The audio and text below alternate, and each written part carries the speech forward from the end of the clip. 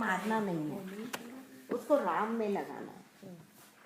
राम मतलब अगर मैं राम कहती हूँ, राम कृष्ण शिव कुछ भी, उसको राम में लगाना है।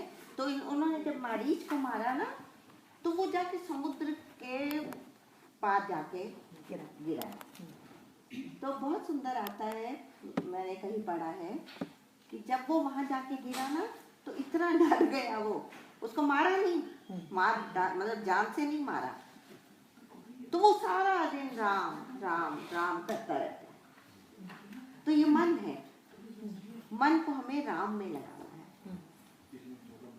तो वो राम राम करता रहता है। तो ऐसा जब उसके पास जाता है ना, मारीच के पास रावण जाके कहता है कि तुम ऐसे सोने का हिरण बनो, हिरण, वो ऐसे ऐसे जाके तुम्हें नाटक करना है कि तुम मायावी हो, माया कर सकते हो, तुम बन सकते हो। तो मारीच कहता है कि तुम मुझसे कह रहे हो राम के साथ में जाके छल करो, छल मतलब धोखा करो। मेरे आगे तो कोई रा शब्द वाला भी, कुछ रा वाले कोई और वर्ड भी बोल देता है ना, तो मैं कांपने लगता हूँ। फिर क्या, रावण ने उसको तो फिर डर दिखाया था कि तुम नहीं जाओगे तो ये करूंगा, वो करूंगा, तुम्हें मार डालूंगा। तो उसने सोचा कि मैं रावण से मरूं, इससे अच्छा तो मैं राम के हाथों से मरूं। तो वो अलग जाती है। मारीच को इन्होंने बिना फर के बाण से उधर समुद्र के पास गिरा, तो वो राम राम राम करता है लगातार। फिर उसके बाद उनको अहिल्या मिली रास्ते में, और अहिल्या को फिर वो गुरु बताते हैं, आश्रम देख देख मैं पूछा मुनि शिला, उन्होंने एक वो देखा वन, वहां पर पशु पक्षी, कोई भी चिड़िया तो कुछ भी नहीं थे। तो मतलब बिल्कुल दंडक वन कहते हैं उसको, जिसको पनिश किया, दंड दिया गया, ये दंडक वन था। ऐसा कहते हैं कि जिस जगह पर औरत का अपमान होगा, नारी का, औरत का, वो जगह दंडक वन बनता है। नारी का अपमान हुआ था अहिल्या का, वो अलग फिर स्टोरी चलती है कि क्यों हुआ था। गौतम ऋषि की पत्नी थी, तो ऋषि जंगल में मतलब वन में रहते थे। तो एक बार उनको धोखा देने के लिए, या कुछ, इंद्र ने क्या किया, सुबह जाके, पहले घड़ी नहीं होती थी, वॉच नहीं होती थी, तो क्या कहते हैं, मुर्गा बोलता था सुबह, वो जब बांग दे, उसके बोलने को बांग देना कहते हैं। तो वो जब बांग देता था तो ऋषि मुनि समझते थे कि अब सुबह हो गई है, उठ के वो नदी में स्नान करने चले जाते थे, नहाने। नल नहीं होते थे घरों में जो वो, और वैसे भी आश्रम में रहते थे तो वहाँ कहाँ मतलब ये सब हो। तो सुबह सुबह इंद्र ने क्या किया, सुबह नहीं, रात के समय मुर्गे की बांग दी।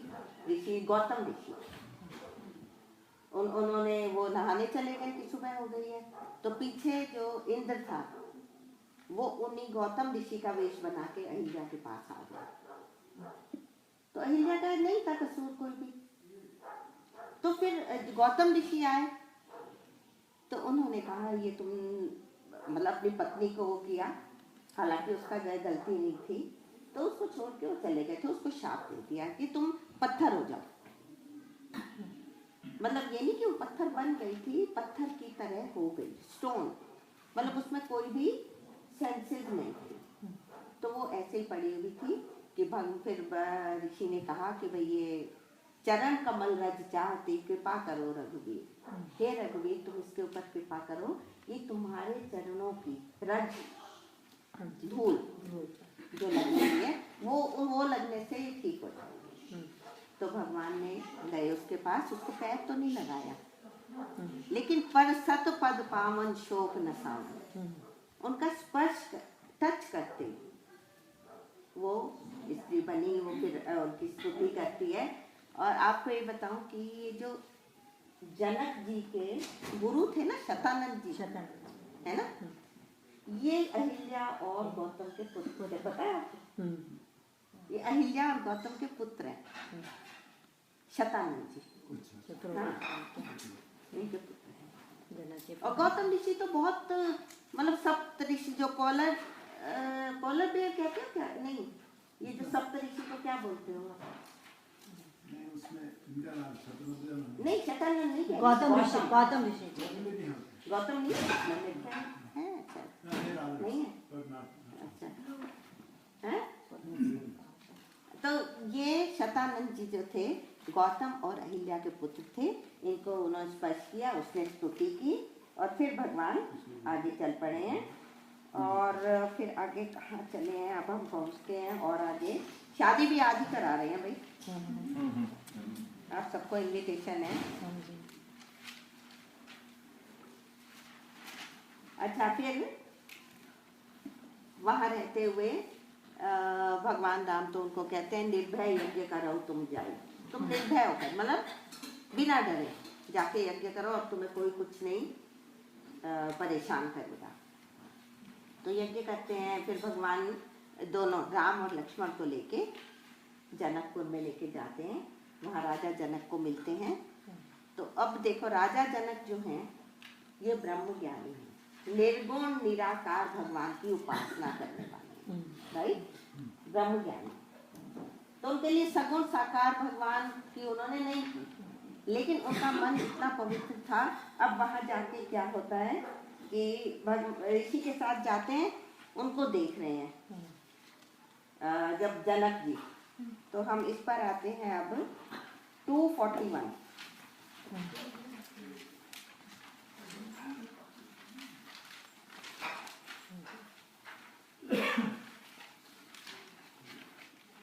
इससे पहले स्तुति भी आती है भाई, धनुष यज्ञ का जनक जी ने किया हुआ है, सीता जी का धनुष था, शिव जी का धनुष था, बहुत भारी था, हैवी था, उसको कोई भी उठा नहीं सकता था, हिला नहीं सकता था। तो एक दिन सीता जी काम करते हुए, ये हटाई दो, मैं क्या लब इसका कोई फायदा नहीं हो, टूट गया वो। पहले आप चला टी ब्रेक में टेस्ट किया, उसके बाद टूट गया। नहीं टूट नहीं गया, वो तो लगा हुआ था, जब दोबारा उसको ऑन करना था तो टूटा पड़ा हुआ, उसमें टूटा लगा हुआ था, टी ब्रेक में टूट गया। तो बहुत हैवी था वो धनुष, किसी से हिलता नहीं था, उठता नहीं था। और सीता जी ने एक दिन ऐसे ही घर में कुछ भी करते हुए ना धनुष को एक हाथ से उठाया, दूसरी जगह रख दिया। जनक जी ने देखा कि ये कैसे किया इन्होंने, ये तो धनुष हमसे भी नहीं हिलता है। तो उन्होंने कहा ठीक है, इनका जो इस धनुष को उठा लेगा या तोड़ लेगा उससे इसका विवाह करेंगे। तो सब जगह उन्होंने खबर करा दी कि धनुष यज्ञ हो रहा है, जो कोई आना चाहिए इसमें, जो धनुष को तोड़ेगा उसी से विवाह होगा। अब भगवान राम पहुँचे हैं, जनक जी को मिले हमारे 241 ना। भगवान राम को कैसे देख रहे हैं, इसको थोड़ा सा हम पढ़ेंगे। 41, हाँ। नारी बिलो नहीं हरषिए निज निज रुचि अनुरूप, जन सो सिंहार बलि मूर्ति परमाणुरूप। विदूषण प्रभु विराट में दीसा, बहुमुख कर पग लोचन सीसा। जनक जाति अवलोकन जैसे, सजन सखेलिए लाल जैसे। सहित विदेह विलोकई रानी, शिशु समुद्री न जाति बखानी। जोगन परम तत्व में भाषा, शांत शुद्ध समसहज प्रकाशा। हरि भगतन देखे तो भाई, इष्ट देव इव सब सुख न। हरि भगतन देखे तो भ्राता, इष्ट देव इव सब सुख दाता। राम चित भाई सिया, सो समीर सुख नहीं कतनिया। और अनुभवति न कही सक सो, कवन प्रकार कहे कवि को। एहि रहा जाहि जस भाव, तेहि जस देखे कौशल राव। राजत राज समाज महु, कौशल राज किशोर। सुंदर श्यामल गौर तन, विश्व विलोचन चोर। अब भगवान राम पहुँचे हैं। ऐसा होता है कि भगवान को आप जिस रूप में देखना चाहो, जो आपके हृदय के भाव होते हैं ना, आपको वैसे भगवान दिखाई देते हैं। अभी मैं कह रही थी ना कि उनका जो चित्रण, मतलब उनका जो स्केच बन रहा है, उसमें आ रहा है, वो अपनी आंखों के सामने लाओ। अगर आपको शिव जी जो है वो बाल रूप भगवान को पूछते हैं, इष्ट देव मम बालक राम। बालक राम, कोई राजा राम को पूजता है, कोई बनवासी राम की पूजा करता है, कोई राजा राम की जो सिंहासन पर बैठ गए हैं। किसी भी रूप में जो भी जिसके हृदय में होता है ना, भगवान उसको वैसे दिखाई देते हैं। अब देखो, जब भगवान पहुंचे हैं जनक जी के दरबार में, तो अब क्या होता है, पढ़ोगे? स्त्रियां हृदय में हर्षित होकर अपनी अपनी रुचि के अनुसार उन्हें देख रही हैं। मानो श्रृंगार रस ही परम अनुपम मूर्ति धारण किए सुशोभित हो रहा हो। हाँ, अभी निज निज मत रुचि अनुरूप भगवान वहाँ खड़े हैं, तो ऐसा कहते हैं कि सबको ये लग रहा है भगवान मुझे देख रहे हैं, मुझे देख रहे हैं। कितनी औरतें होंगी वहाँ पर, लेडीज होंगी, लेकिन सबको ऐसा लग रहा है कि भगवान हमें देख रहे हैं, निज निज रुचि अनुरूप। इसका ये अर्थ भी किया जाता है कि सबको ऐसा लग रहा है भगवान हमें देख रहे हैं। और हाँ, विद्वानों को प्रभु विराट रूप में दिखाई दिए, जिसके बहुत से मुंह, हाथ, पैर, नेत्र और सिर हैं।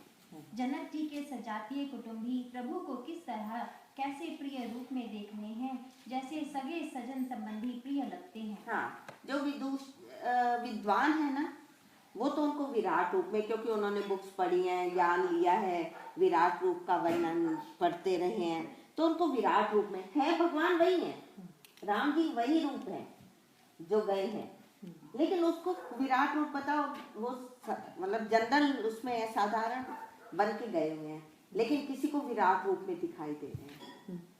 और जो वो उनके संबंध है, रिलेटिव्स हैं जनक जी के, उनको लग रहे हैं इतना प्यार आ रहा है उनके ऊपर, ये तो हमारे अपने सगे संबंधी हैं, क्लोज रिलेटिव्स हैं, रिलेटिव हैं, जैसे अपने सगे, जैसे बहन, भाई, पिता, जो कुछ भी कहो, वो जैसे क्लोज होते हैं ना, वो जितने प्यारे लगते हैं, ऐसे उनके परिवार वालों को प्यारे लगते हैं। ये नहीं उनको पता कि ये कौन है, किसी को ये नहीं पता कि ये भगवान है, लेकिन भगवान, वही बात आती है ना कि तुम जैसे उनको चाहो वैसा उनका रूप देख सकते हैं। जनक समेत रानियां उन्हें अपने बच्चे के समान देख रही हैं। उनकी प्रीति का वर्णन नहीं किया जा सकता। योगियों को वे शांत, शुद्ध, सम और स्वतः प्रकाश परम तत्व के रूप में दिखे। हरि भक्तों ने दोनों भाइयों को सब सुखों के देने वाले इष्ट देव के समान देखा। इष्ट देव कौन होते हैं? जिसकी हम पूजा करते हैं, जिस रूप में पूजा करते हैं, वो इष्ट कहलाते हैं। जिसकी और जिस रूप में करते हैं वो इष्ट, तो इष्ट रूप में दिखाई दे रहे हैं भक्तों को। कोई होते हैं ना आजकल, लड्डू गोपाल भी पूजा के लिए रखते हैं अपने घर में। लड्डू गोपाल कौन है? वो जो क्रॉल करते हुए कृष्ण घुटनों के बल चल रहे हैं, तो वो उनको वैसे पूजते हैं। तो ये देखो ना, सबको कैसे कैसे दिखाई दे रहे हैं भगवान। सीता जी जिस भाव से श्री रामचंद्र जी को देख रही हैं, वह स्नेह और सुख तो कहने में ही नहीं आता। उस स्नेह और सुख का वे हृदय में अनुभव कर रही हैं, पर वे भी उसे कह नहीं सकती। फिर कोई कवि उसे किस प्रकार कह सकता है? इस प्रकार जिसका जैसा भाव था, उसने कौशलाधीश श्री रामचंद्र जी को वैसा ही देखा। सुंदर सांवले और गोरे शरीर वाले तथा विश्व भर के नेत्रों को चुराने वाले कौशलाधीश के कुमार राज समाज में इस प्रकार सुशोभित हो रहे हैं। अच्छा, अब वहाँ पर वैसे तो उससे पहले जनक जी ये भी कहते हैं कि ये दोनों बालक कौन है। जनक जी ब्रह्म ज्ञानी है। इन्हीं विलोकत अति अनुरागा, मुझे इतना अनुराग प्रेम उत्पन्न हो रहा है, ये कौन है बच्चे? इनको देखकर तो इतना प्यार हो रहा है मेरे मन में। बरबस ब्रह्म सुख ही मन त्यागा, ब्रह्म का सुख मैं जो पाता हूँ ना, उसको भी त्याग कर, छोड़कर मेरा मन कर रहा है मैं भी कोई देखता रहूं। थकित हो तो जिमी चंद, कल बात हो रही थी ना, मेरे आंखें थक नहीं रही हैं, जैसे चकोर चंद्रमा को देखता रहता है मैं, ये कौन है दोनों। और फिर हम आगे बढ़ते हैं उससे भी। तो धनुष यज्ञ हो रहा है, तो धनुष यज्ञ के लिए, यज्ञ मतलब उसको तोड़ने के लिए सारे राजा आ रहे हैं। तो सब आते हैं, चले जाते हैं, कई दिन तक ये चला है, और किसी से भी वो धनुष हिला तक नहीं। लेकिन एक समय में फिर वो कहते हैं, जनक जी कहते हैं, वीर विहीन मही में जानी, मुझे लगता है कि जो पूरी पृथ्वी है ना वीरों से खाली हो गई है, रहित हो गई, यहाँ कोई वीर नहीं। तो जहां उन्होंने कहा, लक्ष्मण जी को क्रोध आ गया कि राम जी के बैठे हुए ऐसी बात बोल रहे हैं जनक जी, ये तो बहुत गलत बोल रहे हैं। तो राम जी उठते हैं, हम 259 पर आ जाइए।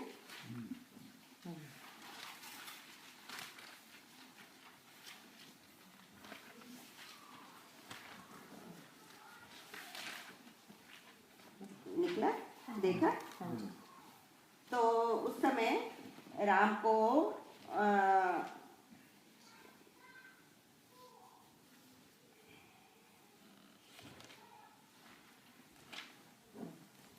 जब भगवान राम उठते हैं, उनको फिर विश्वामित्र जी कहते हैं कि उठहु राम भंजहु भव चापा। इस भव चाप को आप, भव मीन्स शिव भी होता है, भव माने शिव भी होता है, और भव मीन्स संसार भी होता है। भव सागर का जो ये संस्कृति मतलब इस संसार सागर के चाप को आप तोड़ो। मतलब सिंबॉलिक मीनिंग्स इनके बहुत सारे हैं कि राम जी कौन है, राम जी तो ज्ञान है, सीता जी भक्ति है, धनुष को अहंकार भी कहा जाता है। उसका नाम नहीं है, मतलब उसको एक नाम अहंकार के रूप में भी है कि अहंकार को जब तोड़ता है कोई तो ज्ञान को तभी भक्ति मिलती है, ज्ञानवान को भी तभी सीता जी मिलेगी उनको। तो ये आएगा जब खड़े हुए राम जी, जो कि आज्ञा दी किसने, विश्वामित्र जी, उठऊ राम भंजऊ भव चापा। तो ये कहते हैं कि उनको विश्वामित्र जी को सत्संग माना है, कि सत्संग में जाके ही ये सब होता है। और सबसे बड़ी बात है कि ज्ञान और भक्ति तब मिलेंगे। लक्ष्मण जी वैराग्य हैं, मैं उस सिंबॉलिक मीनिंग्स में वैसे नहीं जा रही थी, लेकिन लक्ष्मण जी वैराग्य हैं। वैराग्य को गुस्सा आया, जब वैराग्य उग्र होता है तभी ज्ञान और भक्ति मिलते हैं। मतलब वैराग्य को जब उग्र हो जाता है, मतलब वैराग्य हट जाता है, तो वो फिर अब क्या कह रहे हैं, लखन लखे रघुवंश मणि तके ताके हर को दंड दिसी कम जरऊ कमटई कोला धरऊ धरनी धरि धीर न डोला राम जय शंकर गंडोरा हो सजग सुनिया युष मोरा चाप समीप राम जब आए नर नारिन सुर सुकृत मनाए सकर संसियो कर अज्ञानो मंद महीपन कर अभिमानी रघुपति केरी गर्भ गरवाई सुर मुनि बरन केरी कदराई सिया कर सोच जनक बचकावा नहीं कर दारुण दुख दावा शंभु चाप बड़ बोहित पाई चढ़े जाई सब संग बनाई राम बाहुबल सिंधु अपारो चलत पार नहीं कोई राम विलोके लोक सब चित्त लिखे से देखी चितैया कृपाल अब देखो कि लक्ष्मण जी क्या कहते हैं, वो तो शेषावतार हैं। कहते हैं कि पृथ्वी, कोई कहता है शेष पर रुकी हुई है, कोई कहता है कछुए पर, ऐसे अलग अलग मतलब कुछ सिंबॉलिक मीनिंग्स अलग आते हैं। तो अब देखिए, हाँ, इधर जब लक्ष्मण जी ने देखा कि रघुकुल मणि श्री रामचंद्र जी ने शिव जी के धनुष की ओर ताका है, तो वे शरीर से पुलकित हो ब्रह्मांड को चरणों से दबाकर निम्नलिखित वचन बोले। हे दिग्गजों, हे कच्छप, हे शेष, हे वाराह, आप कहोगे कि शेष जी तो खुद है लक्ष्मण जी, लेकिन फिर भी वो कह रहे हैं हे शेष कि पृथ्वी को संभाल लो, कि राम अब धनुष तोड़ने के लिए आ रहे हैं, पूरी पृथ्वी हिलने लगेगी। लेकिन सब चरण चापी ब्रह्मांड, पूरे ब्रह्मांड को रोक लो, पृथ्वी को, क्योंकि अब बहुत बड़ा काम करने जा रहे हैं राम जी। धीरज धरकर पृथ्वी को थामे रहो, जिसमें यह हिलने न पावे। श्री रामचंद्र जी शिव जी के धनुष को तोड़ना चाहते हैं, मेरी आज्ञा सुनकर सब सावधान हो जाओ। श्री रामचंद्र जी जब धनुष के समीप आए, तब सब स्त्री पुरुषों ने देवताओं और पुण्यों को मनाया। सबका संदेह और अज्ञान, नीच राजाओं का अभिमान, परशुराम जी के गर्व की गुरुता, देवता और श्रेष्ठ मुनियों की कातरता, भय, सीता जी का सोच, जनक का पश्चाताप और रानियों के दारुण दुख का दावानल, ये सब शिव जी के धनुष रूपी बड़े जहाज को पाकर, समाज बनाकर उस पर जा चढ़े। श्री रामचंद्र जी की भुजाओं के बल रूपी अपार समुद्र के पार जाना चाहते हैं, परंतु कोई केवट नहीं है। पर पार जाना चाहते हैं, मतलब वो चाहते हैं कि धनुष टूटे। इसमें बहुत सुंदर है, शिव जी के धनुष रूपी बड़े जहाज को पाकर। उससे पहले क्या है, परशुराम की गर्व की गुरुता। परशुराम जी को गर्व था कि इतना बड़ा धनुष है, इसको कोई नहीं हिला पाएगा, इसको कोई तोड़ना तो दूर की बात है, हिला भी नहीं सकता। देवता और श्रेष्ठ मुनियों की कातरता, मतलब उनको देवताओं वगैरह को भय था कि ये क्या होने वाला है अब। तो ऐसे सारा कहते हुए कहते हैं कि सब उनके भगवान के एक जहाज बनाए, सचमुच नहीं तो ये कह रहे हैं बल रूपी अपार समुद्र के पार जाना चाहते हैं, परंतु कोई केवट नहीं है। केवट मतलब जो उस जहाज को पार ले, केवट कहते हैं जो नाव को चलाता है। श्री रामचंद्र जी ने सब लोगों की ओर देखा और उन्हें चित्र में लिखे हुए से देखकर फिर कृपाधाम श्री रामचंद्र जी ने सीता जी की ओर देखा और उन्हें विशेष व्याकुल जाना। उन्होंने जानकी जी को बहुत ही विकल देखा। उनका एक एक क्षण तर्क के समान बीत रहा था। यदि प्यासा आदमी पानी के बिना शरीर छोड़ दे तो उसके मर जाने पर अमृत का तालाब भी क्या करेगा। सारी खेती के सूख जाने पर वर्षा किस काम की। हाँ, का वर्षा जब कृषि सुखाने, अगर पूरी खेती सूख गई तो उसके बाद वर्षा होगी, बारिश होगी तो किस काम की है वो। किसी मतलब ये था कि सबको डर लग रहा है कि तोड़ेंगे या नहीं तोड़ेंगे धनुष को, तो सबके जैसे प्राण सूखे हुए हैं। तो कह रहे हैं कि अगर उसके बाद इन्होंने तोड़ा कि कोई बीच में किसी का प्राण नहीं रहे, सीता जी भी बेचैन हो रही है कि ये तोड़ पाए। तो सब उसी तरफ देख रहे। चित्र लिखे से देखी, चित्र लिखे का क्या मतलब, जैसे किसी पेंटिंग में कोई एक चित्र बना दिया जाता है, वो हिलता नहीं है, उसकी आंखें नहीं होती ब्लिंक करती, या कुछ भी नहीं, हाथ पैर नहीं चलते, ऐसे सारे बिल्कुल स्टिल, उसको कहते हैं चित्र लिखे। चित्र में बनाए हुए हैं जैसे सारे, ऐसे सब राम जी को देख रहे हैं। और अब होता क्या है, किसी को पता भी नहीं लगेगा कि धनुष कब टूटा। देखो अब आगे बोलो। समय बीत जाने पर फिर पछताने से क्या लाभ। जी में ऐसा समझकर श्री रामचंद्र जी ने जानकी जी की ओर देखा और उनका विशेष प्रेम लगकर वे पुलकित हो गए। लगकर मतलब देखकर। मन ही मन उन्होंने गुरु को प्रणाम किया और बड़ी फुर्ती से धनुष को उठा लिया। जब उसे हाथ में लिया तब वह धनुष बिजली की तरह चमका और फिर आकाश में मंडल जैसा मंडलाकार हो गया। हाँ, मतलब जैसे ही उन्होंने उसको छुआ एकदम बिजली चमकने लगी चारों तरफ, और ऐसे लगा एकदम कोई बिजली चमकना जानते हैं ना, कि एक लाइट बहुत सारी आ गई और किसी को नहीं पता फिर क्या हुआ। आप देखो, लेते चढ़ाते और जोर से खींचते हुए किसी ने नहीं देखा। हाँ, मतलब कब उन्होंने उठाया, उठाते हुए तो देखा, उसके बाद बस बिजली चमकी है। लेत चढ़ावत खेचत कारे, कब लिया, कब खींचा, कब चढ़ाया मतलब जैसे धनुष है ना, उसको खींचना है, जो भी करना है, काहू न लखा, किसी ने भी नहीं देखा। और देख सब ठाड़े, सब देख तो रहे हैं, उनको लगातार आंखें वही है, ऐसी बिजली चमकी, किसी को पता ही नहीं कि हुआ क्या है। अब देखो, अर्थात ये तीनों काम इतनी फुर्ती से हुए कि धनुष को कब उठाया, कब चढ़ाया और कब खींचा, इसका किसी को पता नहीं लगा। सबने श्री रामचंद्र जी को धनुष खींचे खड़े देखा। उसी क्षण श्री राम जी ने धनुष को बीच से तोड़ डाला। भयंकर कठोर ध्वनि से सब लोग भर गए। घोर कठोर शब्द से सब लोग भर गए। सूर्य के घोड़े मार्ग छोड़कर चलने लगे, दिग्गज चिंघाड़ने लगे, धरती डोलने लगी, शेष वाराह और कच्छप कलमला उठे। देखो उन्होंने ये कहा था कि सब इसको संभाल लो, अब ऐसा होने वाला है, पहले डिक्लेयर किया है कि उन्होंने, तो भी इतनी ज्यादा बिजली चमकी और सब हिल गया कि ये क्या वो सब हिलने लगे। देवता, राक्षस और मुनि कानों पर हाथ रखकर सब व्याकुल होकर विचरने लगे।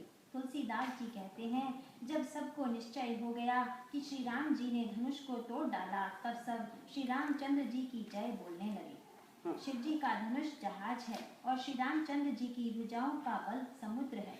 धनुष टूटने से वह सारा समाज टूट गया जो मोहवश पहले इस जहाज पर चढ़ा था, जिसका मतलब मोहवश कैसे, भगवान तो खड़े थे, उनको नहीं पता था ये भगवान है। उनको कैसे देख रहे थे, कोई उनको बच्चों की तरह देख रहा है, कोई विराट रूप में, मतलब है भगवान वही, लेकिन किसी को नहीं पता लगा कि ये सब हुआ कैसे। उन्होंने बस ये देखा कि वो हाथ में धनुष लेकर लिया उन्होंने, उसके बाद 2 टुकड़े हुए और नीचे रख दिए। कोई उनको मतलब उसके लिए कोशिश नहीं करनी पड़ी। तो ये सब हुआ। तो सब राजा फिर खड़े हो गए कि हमारे जीते जी कैसे सीता जी को लेके जा सकते हैं। सब क्रोध करने लगे, कुछ होने लगा। और उसी समय क्या होता है, परशुराम जी आ जाते हैं। परशुराम संवाद इसमें एक खास संवाद है, वो हम अच्छे से अभी पढ़ेंगे। 270 है, कहाँ कौन सा पढ़ेगा? 270 है। अच्छा, हाँ जी, सब है विलो के लोग। हाँ,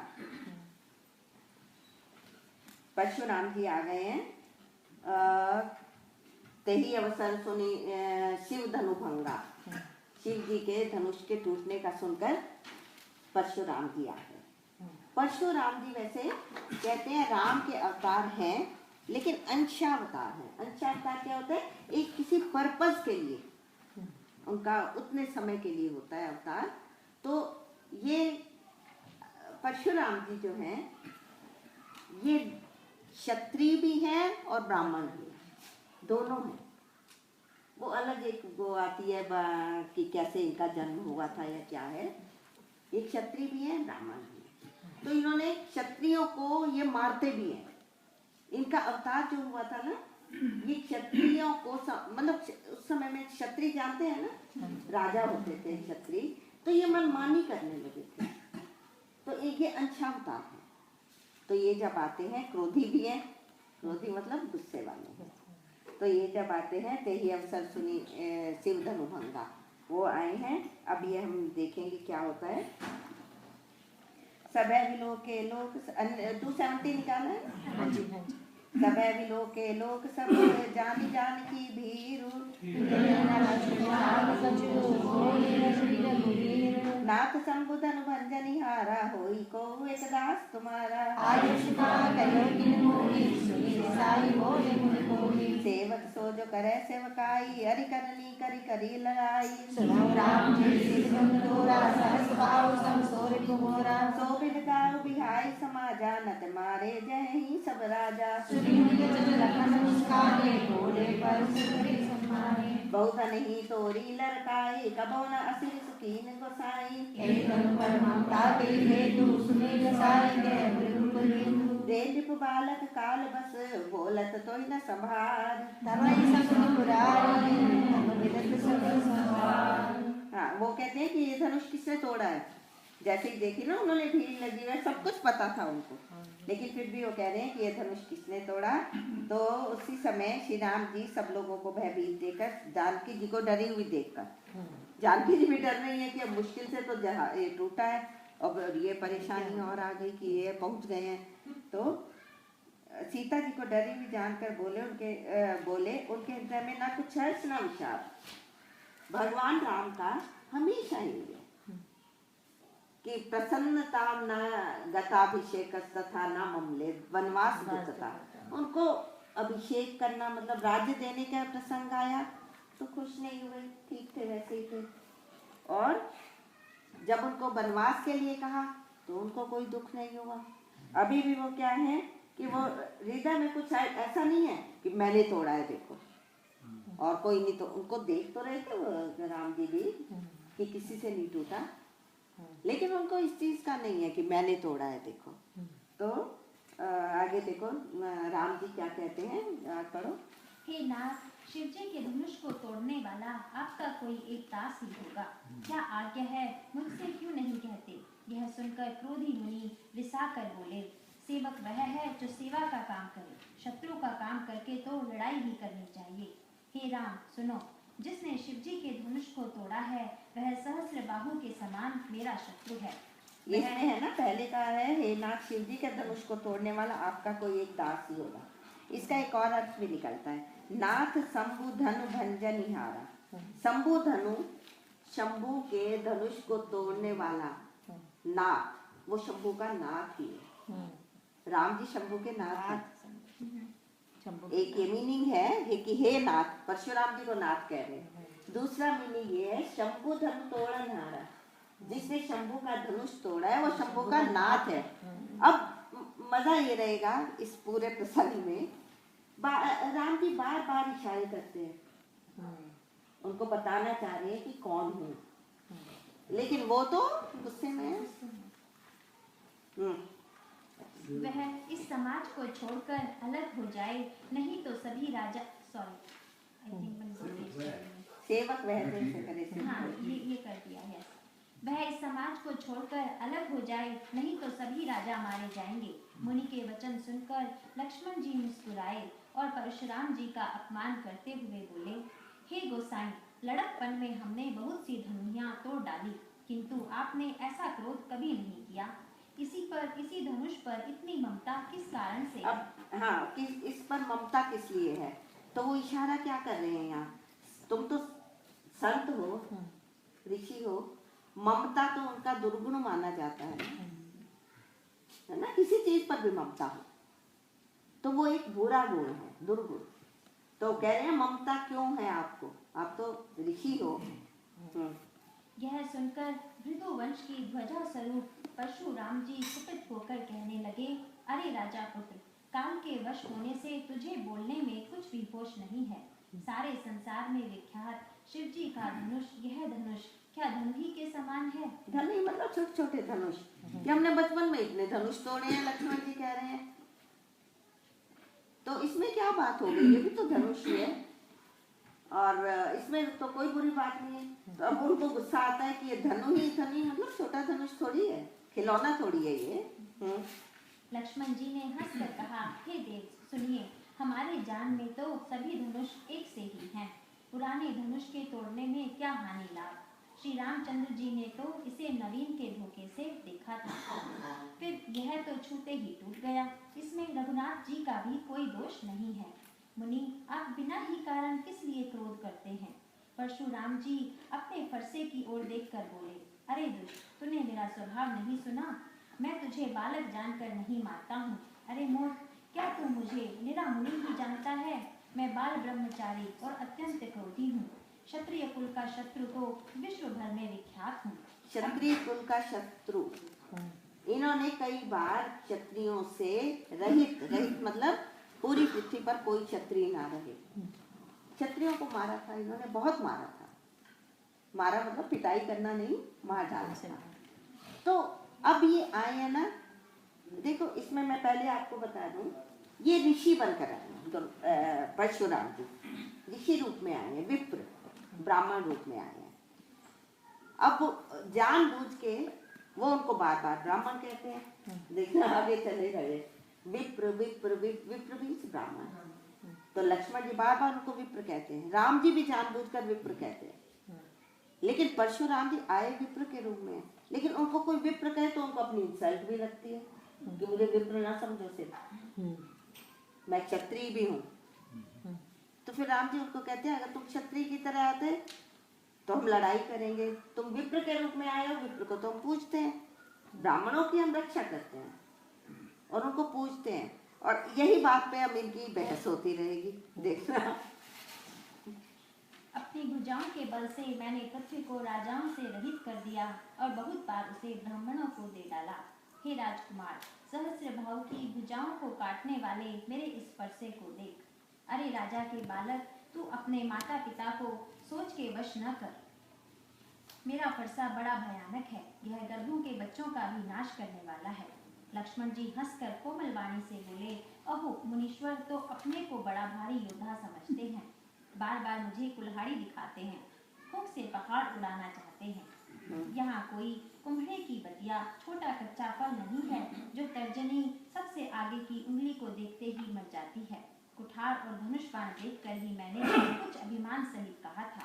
हाँ भाई, आप तो लेकर तो धनुष बाण भी आए हैं, उनका फरसा उनका हथियार है।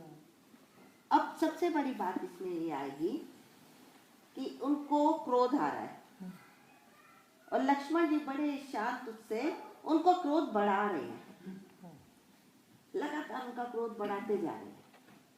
अब उनकी हालत क्या होती है, फरसा उनके हाथ में है, कह रहे हैं परशुराम जी कि इस फरसे से मैं तुझे बच्चे मार डालूंगा, लेकिन हाथ नहीं उठा पा रहे, गुस्से से बिल्कुल शक्ति उनकी समाप्त हो गई। अक्सर आपने देखा होगा जब कोई बहुत ज्यादा क्रोध करता है ना, बहुत ज्यादा गुस्सा करते हैं तो ताकत नहीं है। और वही गीता वाली बात आती है, क्रोधात् भवति सम्मोहात्, सम्मोहात् स्मृति विभ्रमा, स्मृति भ्रंशात् बुद्धिनाशो, बुद्धिनाशात् प्रणश्यति। वो सारा उसी उसमें उसी चेन में चल रहा है। अब ये सारा चल रहा है और जानबूझ के कराए, उनको खुद शांत खड़े हैं और उनको गुस्सा दिलाते जा रहे हैं जानबूझ के। चलो भृगुवंशी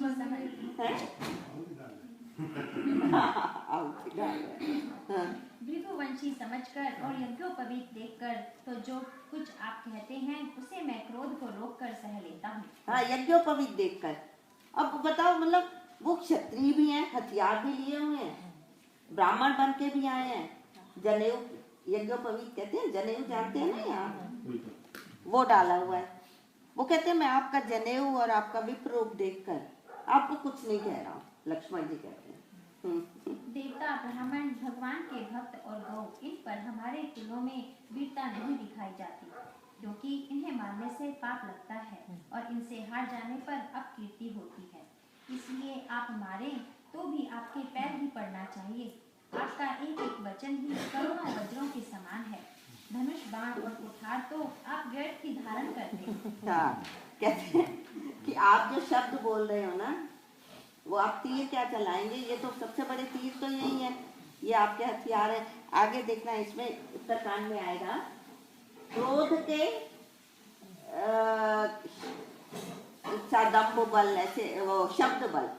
जब क्रोध आता है ना किसी को, उसका जो हथियार होता है सबसे बड़ा शब्द होते हैं, शब्द उसका सबसे बड़ा हथियार होते हैं। तो ये कह रहे हैं कि आपको किसी हथियार की क्या जरूरत है, आपके शब्द ही सबसे बड़े हथियार हैं। इन्हें धनुष, बाण और कुठार को देखकर मैंने कुछ अनुचित कहा हो तो उसे हे वीर महामुनि क्षमा कीजिए। यह सुनकर भृगुवंशमणि परशुराम जी क्रोध के साथ गंभीर वाणी बोले, हे विश्वामित्र, सुनो, यह बालक बड़ा कुबुद्धि और कुटिल है, काल के वश होकर यह अपने कुल का घातक बन रहा है। यह सूर्यवंशी पूर्ण चंद्र का कलंक है। अब देखो, किसको शिकायत कर रहे हैं, विश्वामित्र जी को, कि तुम इन दोनों बालकों को लाए हो ना, गुरु हो, मतलब खुद ही कुछ कर पा रहे हैं उनका। कह रहे हैं इनको मना लो, जिनको आप लाए हो ये बहुत दुष्ट है तो इनको आप संभालो। विश्वामित्र जी को कह रहे हैं, फिर देखना जनक जी को कहेंगे कि संभाल लो इनको, नहीं तो मैं मार डालूंगा, खुद नहीं हो रहा कुछ उनसे। और फिर राम जी को कहेंगे, देख तेरा भाई क्या कर रहा है, संभाल ले इसको, नहीं तो मरेगा रे। तो हाँ, यह बिल्कुल उद्दंड, मूर्ख और निडर है। अभी क्षण भर में यह काल का ग्रास हो जाएगा। मैं पुकार कर कह देता हूँ, फिर मुझे दोष नहीं है। यदि तुम उसे बचाना चाहते हो तो हमारा प्रताप, बल और क्रोध बतलाकर इसे मना कर दो। लक्ष्मण जी ने कहा, हे मुनि, आपका सुयश आपके रहते दूसरा कौन वर्णन कर सकता है। आपने अपने ही मुंह से अपनी करनी अनेकों बार बहुत प्रकार से वर्णन की है। इतने पर भी संतोष न हुआ हो तो फिर कुछ कह डालिए। क्रोध रोककर असह्य दुख मत सहिए। आपका वीरता का व्रत धारण करने वाले धैर्यवान और क्षोभ रहित हैं। गाली देते शोभा नहीं पाते। शूरवीर तो युद्ध में करनी वीरता का कार्य करते हैं, कहकर अपने को नहीं जनाते। शत्रु को युद्ध में उपस्थित पाकर कायर ही अपने प्रताप की ढील मारा करते हैं। आप तो मानो काल को हाथ लगाकर बार बार उसे मेरे लिए बुलाते हैं। लक्ष्मण जी के कठोर वचन सुनते ही परशुराम जी ने अपने भयानक फरसे को सुधारकर हाथ में ले लिया। संभाल कर हाथ में लिया फरसे को कि अब मैं इसको मारूंगा। अब होता क्या है देखो, और बोले, अब लोग मुझे दोष न दें, यह कड़वा बोलने वाला बालक मारे जाने के ही योग्य है। इसे बालक देखकर मैंने बहुत बचाया, पर अब यह सचमुच मरने को ही आ गया है। विश्वामित्र जी ने कहा, अपराध क्षमा कीजिए। बालकों के दोष और गुण को साधु लोग नहीं गिनते। परशुराम जी बोले, तीखी धार का कुठार, मैं दया रहित और क्रोधी और यह गुरुद्रोही और अपराधी मेरे सामने उत्तर दे रहा है। इतने पर भी मैं इसे बिना मारे छोड़ रहा हूँ। तो हे विश्वामित्र, केवल तुम्हारे शील से, हाँ विश्वामित्र तुम्हारे शील से, कि तुम अच्छे हो इसलिए छोड़ रहा हूँ। ये नहीं पता कि उठाया है, संभाला उन्होंने, वो चल ही नहीं रहा उनसे, हाथ नहीं उठ रहा उनका। तो जब उठा नहीं उनसे, मतलब ये नहीं कि भारी हो गया, मतलब उनकी शक्ति नहीं रही कि वो उस पर्चे से उसको मारे। तो फिर कहते हैं, फिर शिकायत कर रहे हैं कि मैं सिर्फ तुम्हारे शील की वजह से, कि तुम अच्छे हो इस वजह से इनको छोड़ रहा हूँ। नहीं तो इसे इस कठोर कुठार से काटकर थोड़े ही परिश्रम से गुरु से पूर्ण हो जाता। विश्वामित्र जी ने हृदय में हंसकर कहा, मुनि को हरा ही हरा सूझ रहा है, अर्थात सर्वत्र विजयी होने के कारण वे श्री राम लक्ष्मण को भी साधारण क्षत्रिय ही समझ रहे हैं। किंतु यह लोहमयी केवल फौलाद की बनी हुई खांड खड़ग है, ऊख की रस की खांड नहीं है जो मुंह में लेते ही गल जाए। हाँ विश्वामित्र जी मन में हंसकर कह रहे हैं कि इसको पता ही नहीं है कि ये कौन है, ये समझ रहे हैं ये ऐसे ही है। तो फिर आगे, मुनि अब भी बेसमझ बने हुए हैं, इनके प्रभाव को नहीं समझ पा रहे हैं। लक्ष्मण जी ने कहा, हे मुनि, आपके शील को कौन नहीं जानता, वह संसार भर में प्रसिद्ध है। आप माता पिता से तो अच्छी तरह उड़न हो ही गए, अब गुरु का ऋण रहा जिसका जी में बड़ा सोच लगा है, वह मानो हमारे ही मत्थे काढ़ा था। बहुत दिन बीत गए, इससे ब्याज भी बहुत बढ़ गया होगा। अब किसी हिसाब करने वाले को बुला लाइए तो मैं तुरंत थैली खोल कर दूंगी। हाँ मैं बताता हूँ कि क्या क्या हिसाब करना है आपको। जिसके तुमने ऋण, मतलब जिसके तुमने उधार चुकानी है, सारी आज ही चुका दो। मैं अभी थैली खोल देता हूँ कि क्या क्या करना है आपको। और लक्ष्मण जी के कड़वे वचन सुनकर परशुराम जी ने कुठार संभाला। सारी सभा बस संभालते ही रहेंगे, देखना। सारी सभा हाय हाय करके पुकार उठी। लक्ष्मण जी ने कहा, हे भृगु श्रेष्ठ, आप मुझे परसा दिखा रहे हैं, पर हे राजाओं के शत्रु, मैं ब्राह्मण समझकर बचा रहा हूँ। आपको कभी रणधीर बलवान वीर नहीं मिले। हे ब्राह्मण देवता, आप घर ही में बड़े हैं। यह सुनकर अनुचित है कहकर सब लोग पुकार उठे। तब श्री रघुनाथ जी ने इशारे से लक्ष्मण जी को रोक दिया। लक्ष्मण जी के उत्तर से- भृगुपति, देखना अब ये लगातार उनको भृगु भृगु भृगुपति कहेंगे। भृगु जी, आपने कहानी सुनी हुई ना भृगु जी की? तो भृगु एक ऋषि थे, तो वो एक बार परीक्षा करने के लिए गए थे कि ये देखते हैं भगवान को क्रोध आता है या नहीं आता। तो शेष शैया पर सोए हुए थे, शेषनाग के ऊपर भगवान राम, वो विष्णु जी। तो भृगु ऋषि थे, भृगु गए, उन्होंने जाके सीधे भगवान की छाती में पैर मारा। तो एकदम उठे विष्णु जी, तो उनको क्रोध नहीं आया, गुस्सा नहीं आया। उन्होंने कहा, अरे अरे अरे, मैं तो क्षत्रिय हूँ, आप तो ब्राह्मण है, कोमल है, आपको पैरों में चोट तो नहीं लगी? मेरी छाती तो बहुत कठोर है, हम तो क्षत्रिय ठहरे, आपकी पैरों में तो चोट नहीं लगी। तो उन्होंने जब कहा, तब भृगु जी को पता लगा था कि इनको भगवान क्या चीज है। तो उस दिन से भगवान ने भृगु चिन्ह, मतलब वो पैरों का चिन्ह अपने छाती पर धारण किया हुआ था। वो उनका एक चिन्ह है, चिन्ह मतलब निशानी, उन्होंने वो धारण की हुई है। और इनको बार बार भृगुपति भृगुपति कहेंगे, बताने के लिए कि भृगु चिन्ह। आपके प्रश्न का उत्तर अभी आएगा इसमें कि क्या होता है। लक्ष्मण जी के उत्तर से, जो आहुति के समान थे, परशुराम जी के क्रोध रूपी अग्नि को बढ़ते देखकर रघुकुल के सुर श्री रामचंद्र जी जल के समान शांत करने वाले वचन बोले। हे नाथ, बालक पर कृपा कीजिए, यह सीधे और दुधमुहे बच्चे पर क्रोध न कीजिए। हाँ, दुधमुहा क्यों कहा इनको? दुधमुहा मतलब जो बच्चा केवल दूध पीता है और कुछ खाता पीता नहीं। तो लक्ष्मण जी तो पढ़े हैं, वो कोई दुधमुहे थोड़ी है। तो संत इसका बताते हैं, कहते हैं दुधमुहा इसलिए उसने केवल राम रस का पान किया है, राम रस पिया है लक्ष्मण ने, और बाहर का कुछ देखा ही नहीं है उसने, सिर्फ ये राम रस के ऊपर ही टिके हुए हैं। तो ये दूध मुंह में ही तो है, उनको बाहर की चीजों का, जैसे बच्चा होता है सिर्फ दूध पीता है, उसको आपके हलवे कचौड़ी और ये सब कुछ का क्या पता। तो इसलिए इसको दूध मुहा कहा। ये तो दूध मुहा बालक है। और इनका ये भी कहते हैं कि जब ये छोटे थे ना, पालने में इनको लिटाया जाता था चारों भाइयों को, तो लक्ष्मण जी रोते थे। बच्चा ऐसा बताते हैं, तो मैंने सुना है संतों से कि जब ये रोते थे किसी तरह से लक्ष्मण जी चुप नहीं होते थे, तो जिधर राम जी के पैर होते थे ना, उसका उधर इनका मुंह करके लिटा दिया जाता था, और उनके राम के पैर का अंगूठा ये अपने मुंह में डाल लेते थे, तभी चुप होते थे।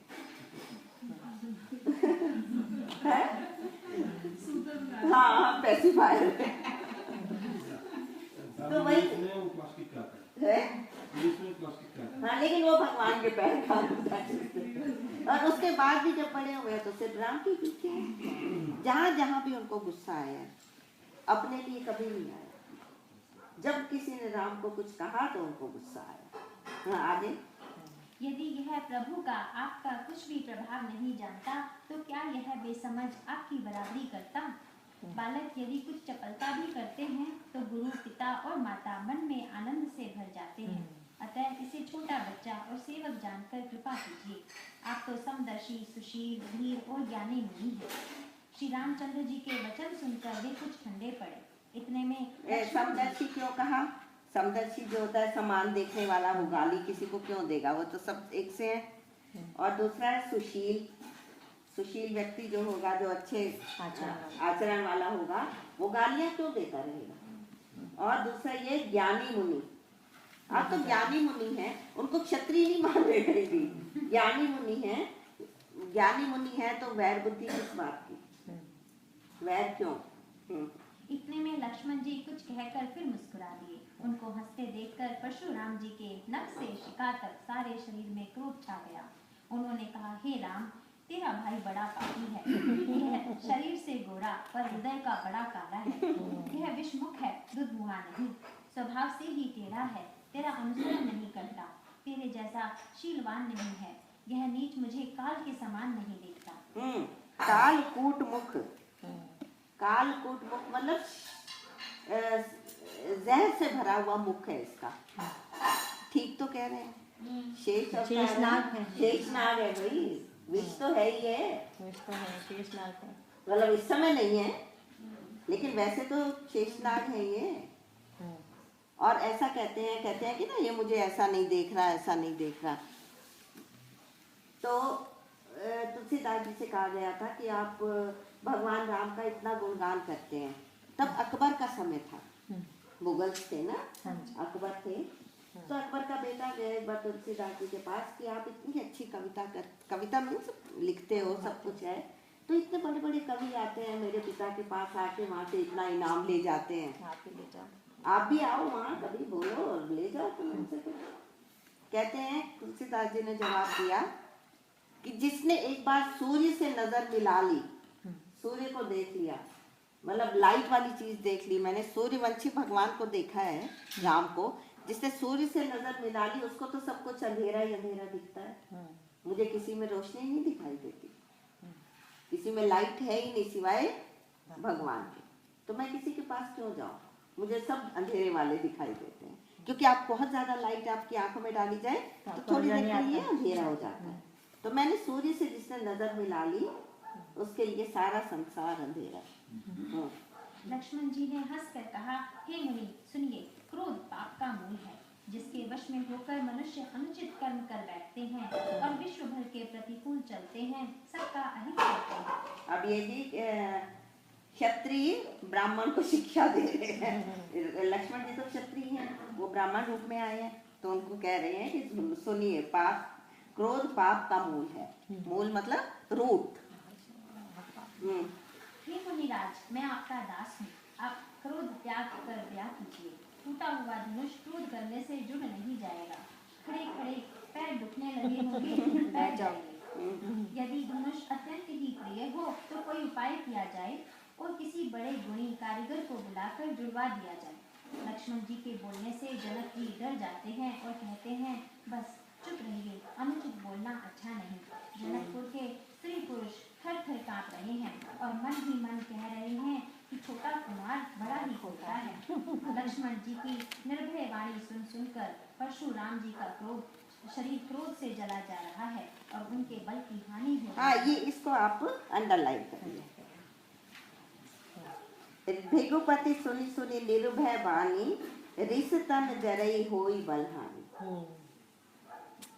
जब कोई भी क्रोध करता है, रिस तन जरई, शरीर उनका जल रहा है, रिस मतलब गुस्सा, गुस्से से उनका शरीर जल रहा है, होई बलहानी, बल की हानि हो रही है। ये एक मतलब सत्य है, सच्ची बात है कि जब भी कोई क्रोध करता है उसमें बल नहीं रहता, शक्ति नहीं रहती, पावर खत्म हो जाती। तो जानबूझ के उनकी सारी पावर खत्म कर दी उनको लक्ष्मण जी ने। अब आगे तब श्री रामचंद्र जी पर एहसान जनाकर परशुराम जी बोले, मेरा छोटा भाई समझकर मैं इसे बचा रहा हूँ। हाँ। यह मन का अब राम जी को कहने से तेरा छोटा भाई समझकर बचा रहा हूँ। यह मन का मैला और शरीर का कैसा सुंदर है, जैसे विष के रस से भरा हुआ सोने का घड़ा। अच्छा, अब ये पूरा प्रसंग आप लोग पढ़ना चाहेंगे या लास्ट में आ जाए? लास्ट हाँ, में चलिए। बहुत लंबा है। हाँ, 283 पर आ जाइए।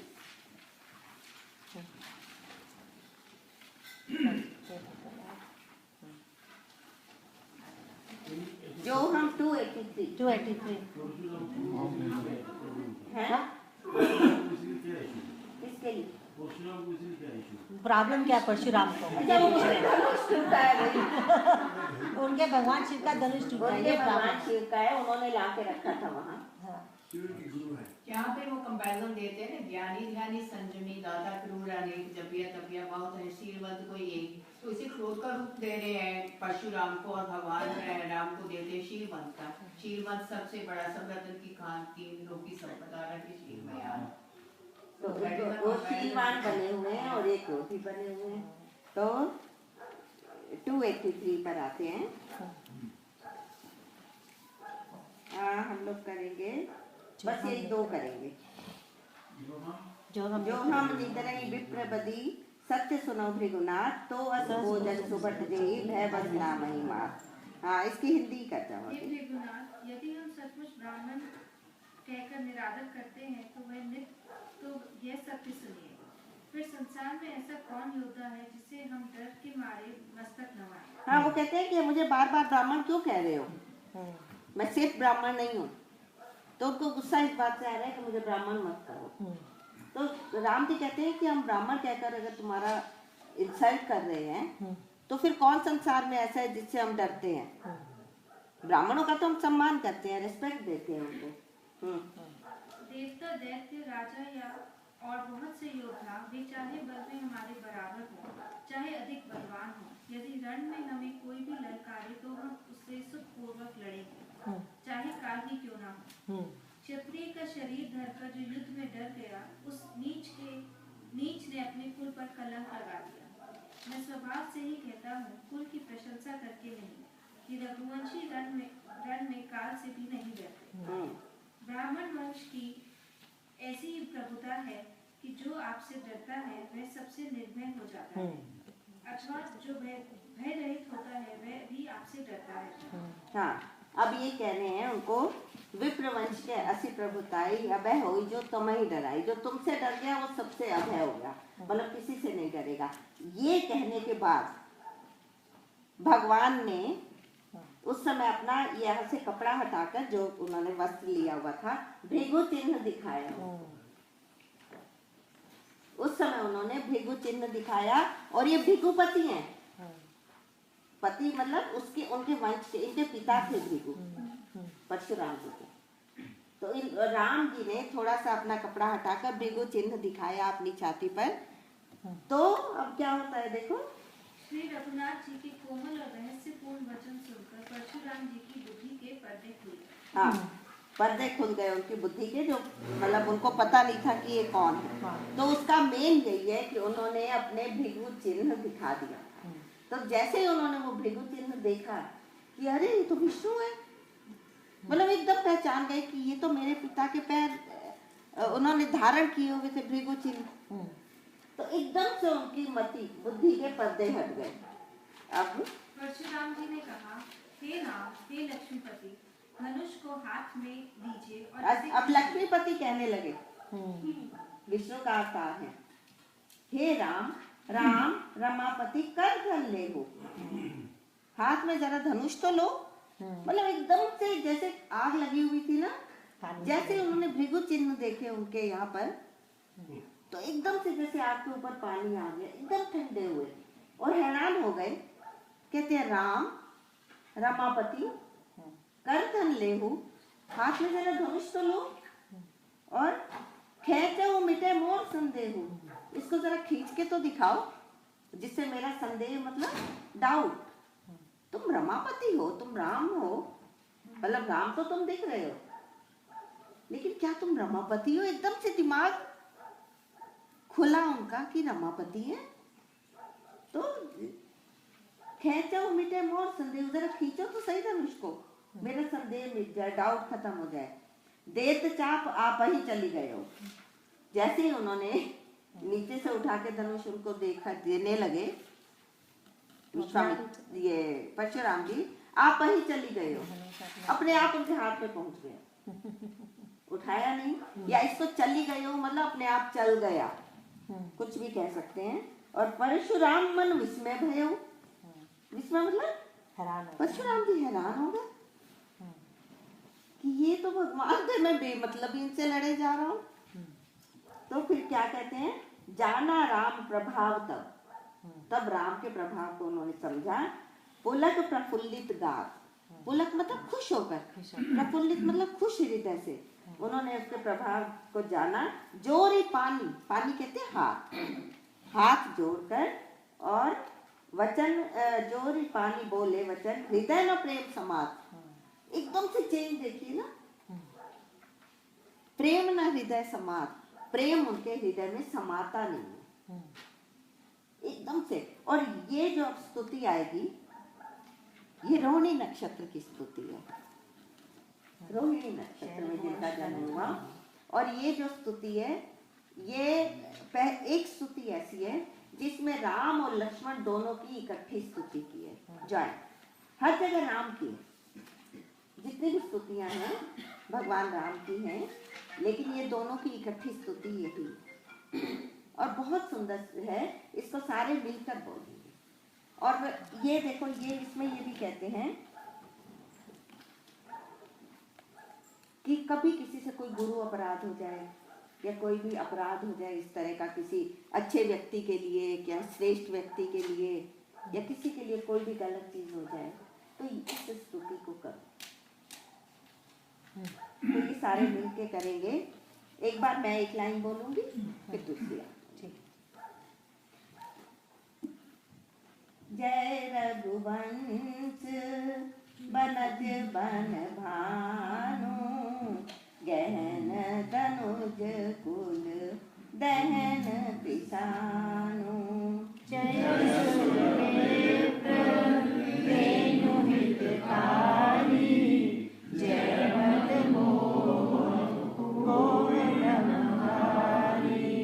विनयशील करुणा गुण सागर, जयति वचन रच नाति नागर। सेवक सुगण सुभग सर्वमंगा, जय शरीर जगि कोटि मंगा। करौ पार मुख एक प्रशंसा, जय महेश मन मानस हंसा। अनुचित पवन कहिउ अज्ञाना, क्षमहु क्षमा मंदिर भ्राता। कही जय जय जय रघुकुल के तू, भृगुपति गए बनहि तप हेतु।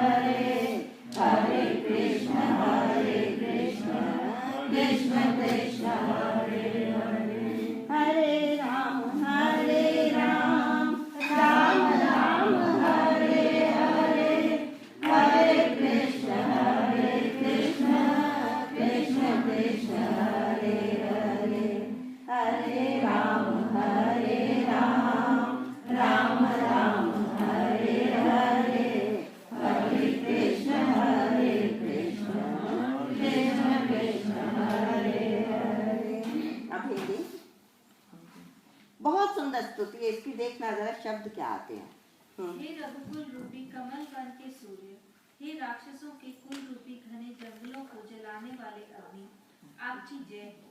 हे देवता, ब्राह्मण और गौ का हित करने वाले, आपकी जय हो।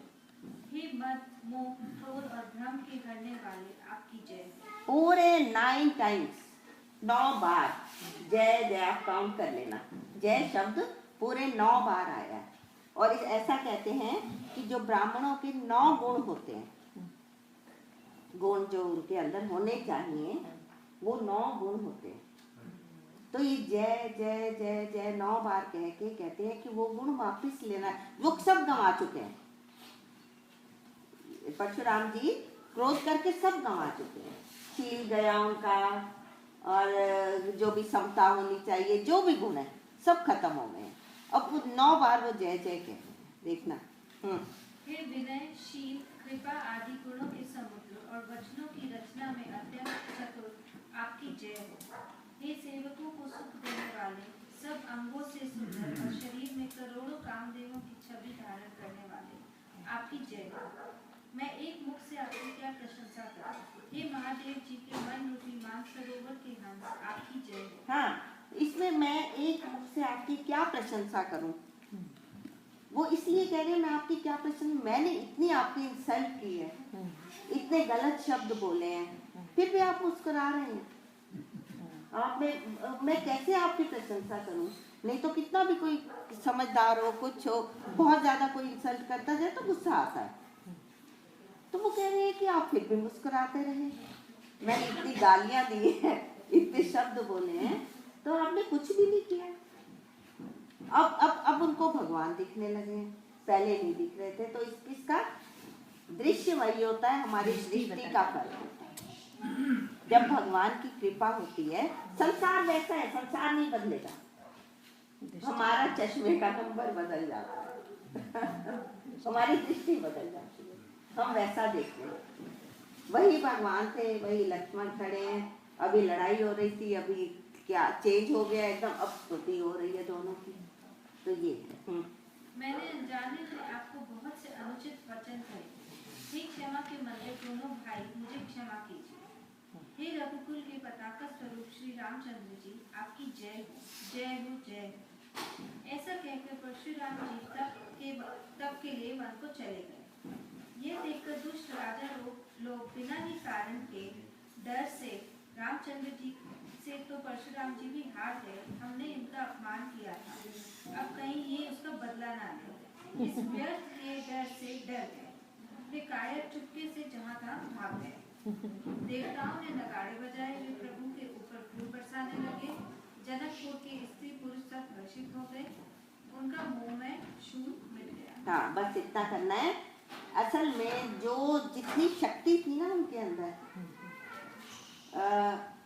परशुराम जी के अंदर जितनी शक्ति थी सारी उनकी खत्म हो गई। जो उन्होंने तप करके बल जो लिया था वो भी खत्म हो गया।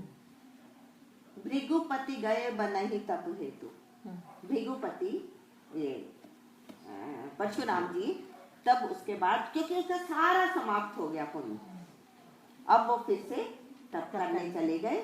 और इधर जब ये सुनते हैं कि वो भी गए और अब कोई कष्ट नहीं है, तो फिर शतानंद जी से पूछते हैं अपने गुरु से, जनक जी, कि बताइए अब क्या किया जाए। तो वो कहते हैं शतानंद जी, रहा विवाह चाप आधीना, विवाह जो होना था वो तो धनुष के अधीन था, कि भाई धनुष टूटेगा विवाह हो गया, तो अब वो विवाह तो हो गया, अब जयमाला हो जाए। तो उन्होंने वहाँ फिर जयमाला होती है, लेकिन उधर फिर शादी अभी नहीं हुई। फिर उसके बाद वो आगे सारा प्रसंग चलता है कि वहाँ दूत भेजे गए जनक जी के पास, कि तुम्हारे हैं दशरथ जी के पास, कि तुम्हारे बालकों की ऐसे ऐसे शादी हो रही है बालक की, तो आओ। फिर वो बारात सजती है, आती है, सीता और राम का विवाह होता है। अगर आप चाहें तो उनके विवाह का प्रसंग थोड़ा सा करें, नहीं तो हम आज थोड़ा सा अयोध्या कांड भी करते हैं, है ना। नहीं तो फिर हमारे पास जितने दिन है अयोध्या कांड फिर कैसे तो रहेगा, आगे करना है ना? जैसे आज शुरू करते हैं। जैसे आपको ठीक है। अच्छा, इसका हम एक बार लास्ट में जो होता है ना छंद आता है, इसके लास्ट में एक छंद है, निज गिरा पावन करन कारण। हर अध्याय के बाद, कान के बाद, हाँ जी, उसको कहते हैं फलादेश, हाँ जी, कि इसका पाठ करने से, हाँ जी, इसका जाप करने से, इसको सुनने से क्या फल मिलता है, हर एक के बाद है, हाँ जी। हर कांड के बाद। तो एक बार फलादेश का हम छंद पढ़ लेते हैं, उसके बाद अयोध्या कांड में चलते हैं। बाल कांड के लास्ट में है। हाँ जी, एक बार मैं भी निकाल लूं। हाँ, एंड में, बाल कांड के एंड में हम्म। बिल्कुल एंड में। हाँ, जब हाँ। बाल कांड नहीं, उनको बोलते हैं। अच्छा, नहीं जी। जहाँ बाल कांड एंड होता है वहाँ पे I know. आप देखे जा रहे हो तो मैंने समझ लिया। मिल नहीं रहा आपको। उनको और किसी की चिंता नहीं है, किसी को मिला है या नहीं मिला, और कुछ नहीं, बिल्कुल। No, I was looking for the next one. और ये सारे मिलके एक बार बोल लेते हैं। निज गिरा पावन करन कारण, राम जसु तुलसी कयो, रघुवीर चरित अपार बारिधि पार, कवि कौन भयो, उपगीत व्याकुल मंगल, सुनिचि सादर गावनि, वैदेही नाम प्रसाद तेजन, सर्वदा सुख पावनी। सिय रघुवीर बिबाहै, तेरे चरण बतावै सुनई, तेरे नाम सदा उचारह, मंगलाय राम जसु। हिंदी कौन पढ़े? अपनी वाणी को पवित्र करने के लिए तुलसी ने राम का यश कहा है।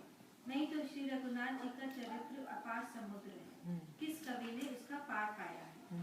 जो लोग यज्ञोपवीत और विवाह गीत मंगलमय उत्सव का वर्णन आदर के साथ सुनकर गावेंगे, वे लोग श्री जानकी जी और श्री राम जी की कृपा से सदा सुख पाएंगे।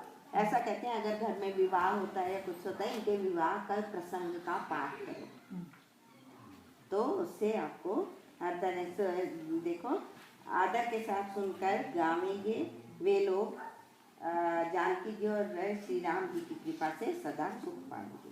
हाँ, आगे। श्री सीता जी और श्री रघुनाथ जी के विवाह प्रसंग को जो लोग प्रेम पूर्वक गाएं सुनेंगे, उनके लिए सदा उत्साह ही उत्साह है, क्योंकि श्री रामचंद्र जी का यश मंगल का धाम है। इति श्रीमद् रामचरितमानसे सकल कलि कलुषित ग्रंथने प्रथम सोपान, द्वितीय सोपान आ गया। ये आप लोग पढ़ना चाहें साथ एक बार, ये मंगलाचरण कहलाता है। ये श्लोक जो होते हैं मंगलाचरण कहलाता है। मंगल होता है इसको गाने से, मंगल मतलब कल्याण। यस्यांके च विभाति विभूतर सुता, देवा पगा मस्तके, भाले बाल विदुर्गले च चरणं, यशोरथी व्यालराट, सोऽयं भूति विभूषणः, सुरवरः सर्वाधिपः सर्वदा, सर्वः सर्वदलः शिवः, यतिविदः शेषम्। प्रसन्नतां यनगता सुखेकस्तथा, नमप्ले वनवास दुःखता, मुखाम्बुजश्री रघुनन्दनस्य मे सदा सुस्ता मञ्जुलमङ्गलप्रदा। नीलाम्बुश्यामल कोमलाङ्गं, सीता समारोपितवामभागं, पाणौ महासायकचापं, नमामि रामं रघुवंशनाथम्। श्री गुरु चरण सरोज रज, निज मन मुकुर सुधारि, वर्णौ रघुवर विमल जसु, जोदायक फलचारि। अब हनुमान चालीसा मत गाने हिंदी करें इसकी। जिनकी गोद में हिमाचल पिता पार्वती जी, मस्तक पर गंगा जी, ललाट पर द्वितीया का चंद्रमा। ये शिव जी की स्तुति है। जिनकी गोद में हिमालय सुता पार्वती जी, यस्यांग के अपनी गोद में रखते हैं, और देवा पगा मस्तके, मस्तक पर देवताओं की नदी है। हाँ, आगे पढ़ो। ललाट पर द्वितीया का चंद्रमा, कंठ में हलाहल विष और वक्ष स्थल पर सर्पराज शेष जी सुशोभित हैं। वे भस्म से विभूषित, देवताओं में श्रेष्ठ, सर्वेश्वर, संहार करता या भक्तों के पाप नाशक, सर्वव्यापक, कल्याण रूप, चंद्रमा के समान शुभ्र वर्ण श्री शंकर जी सदा मेरी रक्षा करें। रघुकुल को आनंद देने वाले श्री रामचंद्र जी के मुखारविंद की जो शोभा राज्याभिषेक से, राज्याभिषेक की बात सुनकर न तो प्रसन्नता को प्राप्त हुई, न वनवास के दुख से मलिन भी हुई, वह मुख कमल की छवि मेरे लिए सदा सुंदर मंगलों को ही देने वाली। हाँ, ये आप लोग गीता में पढ़ते हैं ना, ना रिष्यते ना द्वेष्टि, मतलब सम रहते हैं, चाहे उनको अच्छा है बुरा है वो समान रहते हैं। समत्व योग मुच्यते, यही समत्व योग है। आगे नीले कमल के समान श्याम और कोमल जिनके अंग हैं, श्री सीता जी के साथ जिनके वाम भाग में विराजमान हैं और जिनके हाथों में क्रमशः अमोघ बाण और सुंदर धनुष है, उन रघुवंश के स्वामी श्री रामचंद्र जी को मैं नमस्कार करता हूँ। श्री गुरु जी के चरण कमलों की रस से अपने मन रूपी दर्पण को साफ करके मैं श्री रघुनाथ जी के उस निर्मल यश का वर्णन करता हूँ जो चारों फलों को, धर्म, अर्थ, काम, मोक्ष को देने वाला है। अच्छा, इतना करके राम जी ब्याह करके घर आ गए हैं। जब से राम ब्याही घर आए, नित मंगल मोद बधाए, चारों तरफ प्रसन्नता फैल गई, सब खुश हो रहे हैं। लेकिन अंदर अंदर कुछ और चल रहा था। और क्या चल रहा था, मतलब जब ये एक चौपाई हम इसमें से आपको के साथ करते हैं, इसके सेकंड नंबर के ऊपर है मंगल मूल राम सुत जासु, है ना? हाँ जी, हाँ जी। पूरा नहीं कर रहे हैं, फिर बहुत टाइम लगेगा। मंगलों के मूल रामचंद्र जी जिनके पुत्र हैं, जो कछु कहिए थोर सप्ताह, तो उनके लिए जितनी तारीफ की जाए उतनी कम है। ठीक है। राय सुभाए मुकुर कर लीना, राजा ने स्वाभाविक ही हाथ में दर्पण ले लिया। दर्पण मतलब शीशा, मिरर ले लिया। बदन विलो की मुकुट समकीना, और उसमें अपना मुंह देखकर मुकुट को सीधा किया। श्रवण समीप भय सिद्ध के कानों के पास बाल सफेद, जो अभी बता रहे थे हम। और मानो बुढ़ापे का ऐसा उपदेश दे रहे हैं कि हे राजन, रामचंद्र जी को युवराज पद देकर अपने जीवन और जन्म का लाभ क्यों नहीं लेते। तो ये होते हुए हम आगे बढ़ते हैं। वो उनसे कहते हैं, अपने गुरु वशिष्ठ जी से, कि मैं राम को युवराज बनाना चाहता हूँ, उनका तिलक करना चाहता हूँ। तो वो क्या कहते हैं, 4th नंबर पर आ जाइए। 4। हाँ, तो गुरु क्या कहते हैं, वेगी विलंबना करिए नृप, साजिए सबुई समाज, सुदिन सुमंगल तब ही जब राम होय। हाँ, इसकी हिंदी करिए। हे राजन, अब देर न कीजिए, शीघ्र सब सामान सजाइए। शुभ दिन और शुभ सुंदर मंगल तभी है जब श्री रामचंद्र जी युवराज हो जाएं, अर्थात उनके अभिषेक के लिए सभी दिन शुभ और मंगलमय हैं। राजा आनंदित होकर महल में आए और उन्होंने सेवकों को तथा मंत्री सुमंत को बुलवाया। उन लोगों ने जय जी कहकर सिर नवाए। तब राजा ने सुंदर मंगलमय वचन श्री राम जी को युवराज पद देने का प्रस्ताव सुनाया। हाँ, उन्होंने ये कहा कि हम इनको युवराज बनाना चाहते हैं, और सबको अच्छा लगा। वशिष्ठ जी को पता था कि ऐसा नहीं होगा, इसीलिए उन्होंने कहा, राजा ने कहा कि अब आप मुहूर्त निकालो कि भाई कब इनका राज तिलक हो जाए। कहते जब राज तिलक हो जाएगा वही शुभ हो जाएगा, बस जल्दी से तुम कर दो, क्योंकि उनको पता है कि ये होने वाला नहीं है। अब उसमें मंथरा का रोल आता है ना। मंथरा को ऐसा होता है कि सरस्वती जी को बुलाकर कहा जाता है कि इनकी बुद्धि को फेर दो। अब एक बार किसी ने पूछा था कि राम को जो वनवास हुआ उसका कारण कौन था, ये बताओ। अच्छा, आप लोगों को कौन लगता है कारण? कैकई और दशरथ का जो कर्म था, जिन्होंने उसको मारा था, वनवास का था। नहीं, शाप दशरथ जी को दुख, मतलब उसने उनका बेटा अलग होना था ना। नहीं, वनवास भेजने में किसका हाथ था? राम जी नहीं, देवताओं का मंत्रा नहीं, देवताओं का सभी देवताओं का हाथ था। देवताओं का हाथ। सभी देवताओं का हाथ था।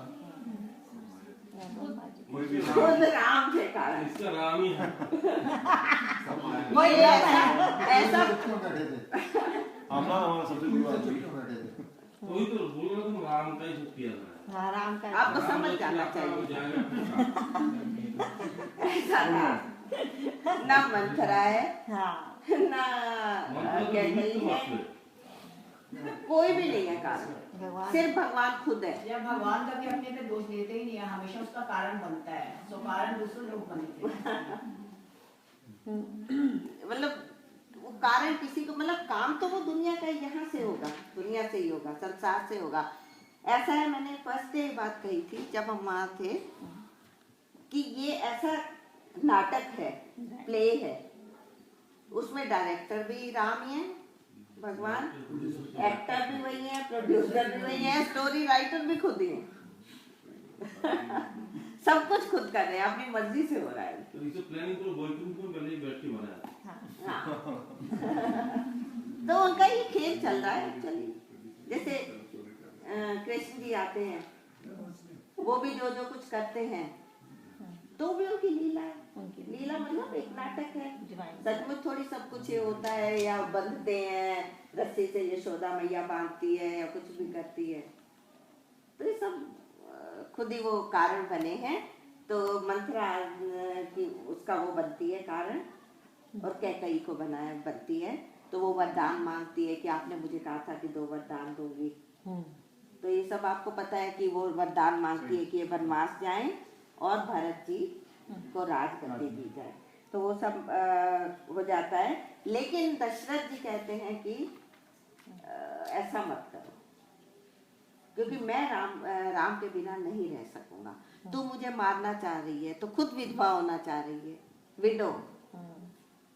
तो वो बहुत समझाते हैं, लेकिन उनकी किसी की समझ में नहीं आता। तो उस समय मुझे ये बहुत अच्छा लगता है, 44 के ऊपर वाली 2 लाइनें हैं।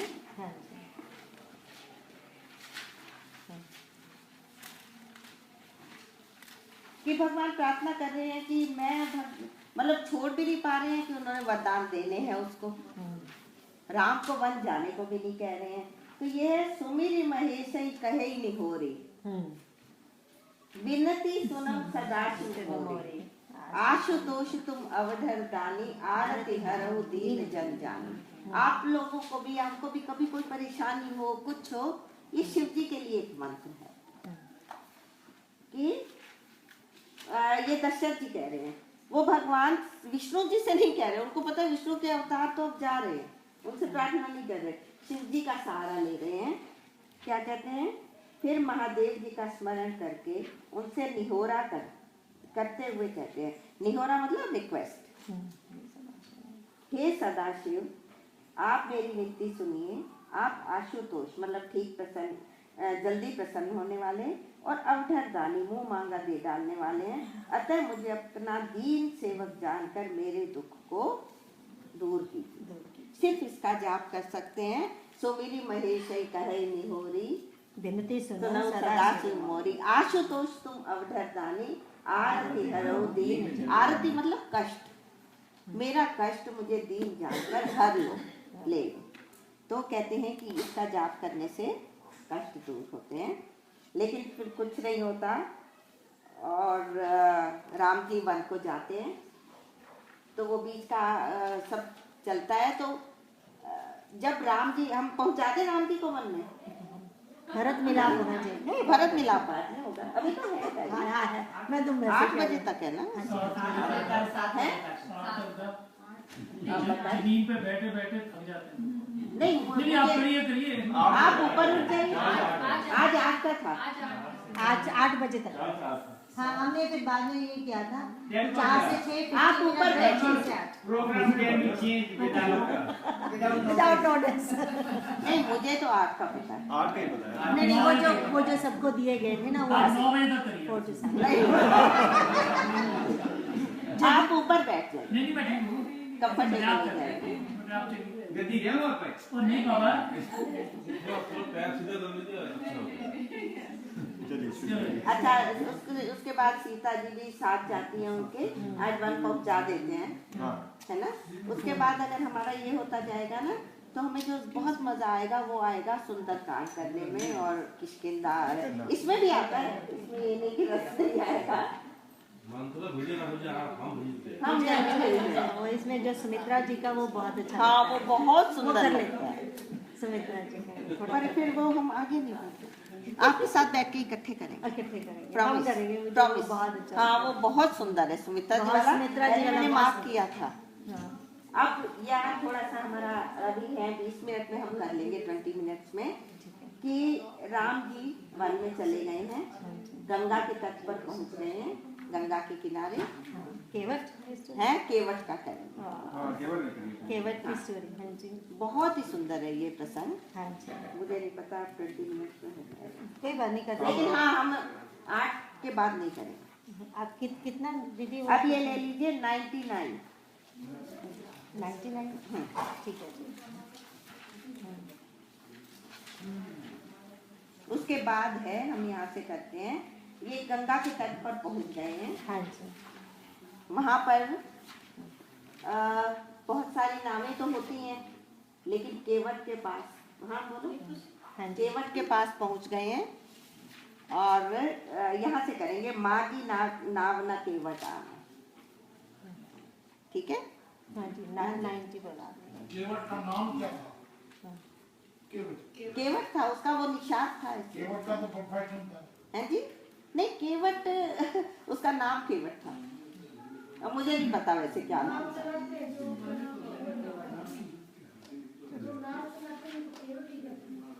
नहीं वही वो कह रहे हैं कि क्या, मुझे नहीं पता।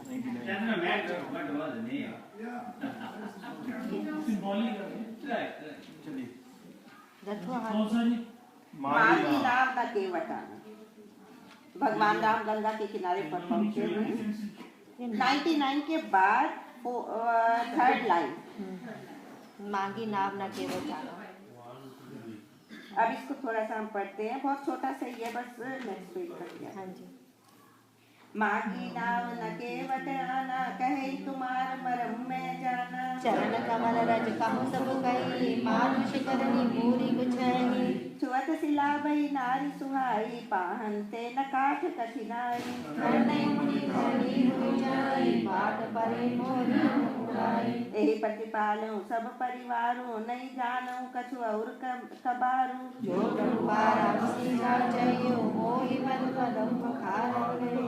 पद कमल मोहि चढ़ाई, नाम नाथ उतारी जाऊं। मोहि राम राउर ज्ञान, दशरथ सपद सब साची कहूँ। वर वीर मानूं लगन में, जब लगी न पाए पठारे हूँ। तब लगी न तुलसीदास दास, कृपाल पालू तारी हूँ। सुनि केवट के बैन, प्रेम लपेटे अटपटे। वैसे करुणा ने चितई जानकी लखन धन। अब भगवान राम पहुंचे गए हैं, वहाँ खड़े हैं, तो मांगी नाव, उन्होंने केवट को कहा, नाव मांगी कि हमें गंगा के पार ले चलो। तो न केवट आना, केवट ने कहा मैं नहीं ला रहा हूँ नाव। और मतलब ये प्रेम का प्रसंग है पूरा।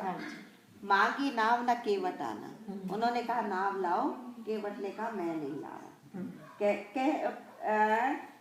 कहे तुम्हार मर्म में जान, तुम्हारा मर्म, मर्म क्या, तुम्हारा भेद मैं जानता हूँ। तो भगवान हंस रहे हैं मन में, शेष महेश गणेश दिनेश सुरेश जाहि निरंतर गावे। मतलब इतने सब मुनि ऋषि और शेष जी सब लगे हुए हैं मेरा मर्म जानने के लिए। आज तक कोई नहीं जान पाया। ये नाव को चलाने वाला कह रहा है, कहे तुम्हार मर्म में जाना, मैं तुम्हारा मर्म जान। चरण कमल रजु कहूँ सब कहे, तुम्हारी जो चरण कमल है ना, कमल जैसे चरण है, इसमें जो धूल लगी हुई है, सब ऐसा कहते हैं। मानुष करनी मुरी हुई कछु है, जो तुम्हारी ये चरणों की रज है, इसकी धूल से सब लोग कहते हैं कि ये मनुष्य बना देती है। जिस चीज में लगती है उसको मनुष्य। अहिल्या का प्रसंग। हाँ जी। कहते कि तुम्हारे पैरों में ऐसा कुछ है, ये उसके प्रेम देखिए। कहते हैं कि तुम्हारे पैरों की जो धूल है ना, ये इससे मनुष्य बन जाते हैं। छुअत शिला भई नारी सुहाई, जो छुअत शिला, जिसके छूते ही पत्थर की शिला सुंदर स्त्री हो गई। भाई मेरी नाव को आप, फिर कहते हैं पाहनते न काट कठिनाई, जो पत्थर को छूने से तो वो स्त्री बन गई, और लकड़ी की नाव मेरी तो उससे भी सॉफ्ट चीज है, तो ये भी दूसरी अगर औरत बन गई तो मैं दोनों को कहाँ संभालूंगा। एक संभाली नहीं जाती। रोजी रोटी चलिए, रोजी रोटी तो चली जाएगी, नाव तो जाएगी, लेकिन सबसे बड़ी मुसीबत आज के टाइम में भी एक तो संभलती नहीं, दूसरी और आ जाएगी, दूसरी और आ जाएगी, तो कैसे होगा। तरनी मुनि धरनी हो जाएगी, मेरी जो नाव है ये स्त्री हो जाएगी। बाट पर ही मोई नाव उड़ाई, बाट लग जाएगी मेरी तो मुसीबत हो जाएगी, और अगर ये नाव भी चली जाएगी मेरी। फिर कहते हैं यही प्रतिपालन सब परिवार हूँ, इससे मैं सारा परिवार पालता हूँ, और नहीं जानो कुछ और कबारो, और कुछ करना मैं नहीं जानता। तो जो प्रभु पार अवश्य गाते हो, तुमने अवश्य, अगर अवश्य तुम्हें पार जाना है, ये बहुत सुंदर लाइनें हैं। अगर तुम्हें पार जरूरी जाना है तो मोहि पदुम पखारन कहो, मुझे कहो कि तुम मेरे पैर धो। ये उसका प्यार था, वो पैर धोना चाहता था भगवान के। तो जैसे वो लाड करता है ना कोई किसी के साथ, तो ये नहीं कहता कि मैं कह रहा हूँ कि तुम मुझे आज्ञा दो कि पानी से मेरे पैर धो। और भगवान कहते हैं पद कमल धोई चढ़ाई नाव, आपके पैर कमल रूपी पैर मैं धोऊंगा तब नाव पर चढ़ाऊंगा। नाथ ना नाथ उतराई चाहो, मुझे उतराई मत देना, पैसे मत देना कुछ भी, लेकिन पैर धोते दो। और मोहे राम राउरी आन, तुम्हारी आन है, आन मतलब शपथ है, कसम है तुम्हारी। और आन दशरथ, दशरथ जी की शान है आप हो, और शपथ सब साथी को मैं बिल्कुल सच कह रहा हूँ, मैं आपसे कुछ नहीं दूंगा, पर मुझे पैर धोने दो। बर तीर मारो लखन। अच्छा, जब लखन जी ने देखा ना लक्ष्मण जिद कर रहा है कि ये मेरे भगवान को कह रहा है, मेरे राम को कह रहा है मैं पार नहीं ले जाता, तो उनको गुस्सा आया। उन्होंने क्या किया, जल्दी से अपना धनुष संभाला लक्ष्मण जी ने और उस पर तीर चलाया। इतने केवट की निगाह उधर पड़ी, तो वो कहते हैं बर तीर मारो लखन, चल लखन मुझे तीर मार दो। मारे, भगवान ने नहीं देखा तो उसको तीर तैयार करते हुए, तो भगवान का ध्यान दिला रहे हैं, बर तीर मारो लखन, देख लो लखन चल मुझे तीर मारते, देख लो वो लखन तैयार हो रहा है। पर तीर मारो लखन, पैर जब लगे न पाए पखारियो, फिर भी मैं कहती जब तक पैर नहीं धोऊंगा तब लगी न तुलसीदास नाथ कृपाल पार उतारी हूँ, तब तक मैं आपको पार नहीं उतारूंगा। मतलब कितना लाड देखिए ना भक्त का भगवान के प्रति, कितना स्नेह है। और सुन के वट के बैन, ये लक्ष्मण जी का आता है ना इसमें, बर तीर मारो लखन। ऐसा कहते हैं कि जो ये केवट था ना, इससे पहले जन्म में ये कछुआ था, तो ये भक्त तो था तब भी, ऐसा नहीं कि कछुआ था तो उसमें भक्ति नहीं कैसे हो सकती है या क्या, ऐसा नहीं। वो क्या करता था, जब सागर में शेषशैया पर लेटे होते हैं ना विष्णु जी, तो शेषनाग पर वो लेटे हुए होते थे, ये कछुआ जाता था और उनके पैरों को छूना चाहता था, वो छूने नहीं देते थे। तो जो शेषनाग था वो फुंकार मारते थे, तो इधर के बेचारा पीछे हट जाता था। ऐसा सच बताते हैं कि ये कछुआ था तो नहीं छू पा रहा था पैर, तो उसके मन में वो इच्छा थी मुझे भगवान के पैर छूने हैं, धोने हैं। अब केवट रूप में भी कहता है बर तीर मारो लखन, पहले भी मुझे इसलिए नहीं करने दिया था, हम लखन जी चाहे अब भी करें, पर अब नहीं लेकिन छोड़ा। मैं पैर धोए बगैर आपको नहीं कराऊंगा। तो सुनी केवट के बैल प्रेम लपेटे अटपटे, केवट के प्रेम में लिपटे हुए अटपटे वचन सुनकर करुणा धाम श्री राम जी जानकी जी और लक्ष्मण की ओर देखकर हंस पड़े। यहाँ भी हंस पड़े हैं। कृपा सिंधु बोले मुस्काई सोई करु जेहि तब नाम न जाए। कृपा सिंधु तब मुस्कुरा के बोले कि भैया तू वही कर जिससे तेरी नाव ना जाए। मतलब धोले तूने जो करना है, परमिशन दी। बेगुआनु उसने ये कहा था कि मैं अपनी मर्जी से नहीं दूंगा। मोहि पद्म पखारन कहो, तुम कहो कि मेरे पैर धो। और भगवान ने एक तो कह रहे हैं कि जैसे तुम्हें ठीक लगे तुम करो, लेकिन वो फिर भी खड़ा हुआ है, बात तो नहीं लेके जाऊंगा ऐसे जब तक मुझे कहोगे नहीं। तो फिर क्या कहते हैं, बेगी आनु जल पाए पखारू, जल्दी से जल ले आ भैया, तू मेरे पैर धो ले। हो तो विलंब उतारे पारू, मुझे देर हो रही है, मुझे पार जाना है, तू ले आ पानी। अब जासु नाम सुमिरत, एक बार है जिसका नाम एक बार स्मरण करने से उतरे ही नर भव सिंधु पार, मनुष्य संसार सागर से पार हो जाता है। जिसका नाम स्मरण करने से, राम नाम स्मरण करने से संसार सागर से पार हो जाता है। और सोई कृपाल के वट ही नहीं हो रहा, वो कृपाल भगवान जिनका नाम लेने से संसार सागर से पार होते हैं, वही राम केवट ही नहीं हो रहा। नहीं हो रहा ना, रिक्वेस्ट कर रहे हैं, केवट को रिक्वेस्ट कर रहे हैं, भैया ले आ तू जल। और जे ही जग कीन तिहु पगहु ते थोरा, जिन भगवान ने 3 पग धरती की थी ना बलि से, वामन अवतार में, तो पूरी पृथ्वी को 3 पग में जिन्होंने 3 स्टेप्स में पूरा कर लिया था, नाप लिया था, वही भगवान निहोरा कर रहे हैं, रिक्वेस्ट कर रहे हैं, भैया हमें पार कर। अब इसमें बहुत सुंदर है कि आगे देखना अभी वो क्या करता है। भगवान तो पार उतारने वाले हैं ना, लेकिन वो अपने भक्त को कह रहे हैं भैया मुझे तू पार उतार। और सोई कृपाल केवट ही नहीं हो रहा, जे जग कीमती उपगव ते थोड़ा। अब वो कह रहे हैं कि ले भैया धो। पद नख देखी सुर सरी हर्षी, जो गंगा नदी है भगवान के पैरों के नाखून को देखकर प्रसन्न हो रही है, क्योंकि वहीं से निकली है। और सुनी प्रभु वचन मोहमती हर्षी, पहले प्रसन्न हो रही है, फिर उसकी मोह भी गंगा नदी का दूर हो गया। उसने कहा तो भगवान खड़े ही हैं। केवट राम रजाए सुपावा, केवट ने राम से आज्ञा ली और पानी कठौता भरी ले आवा।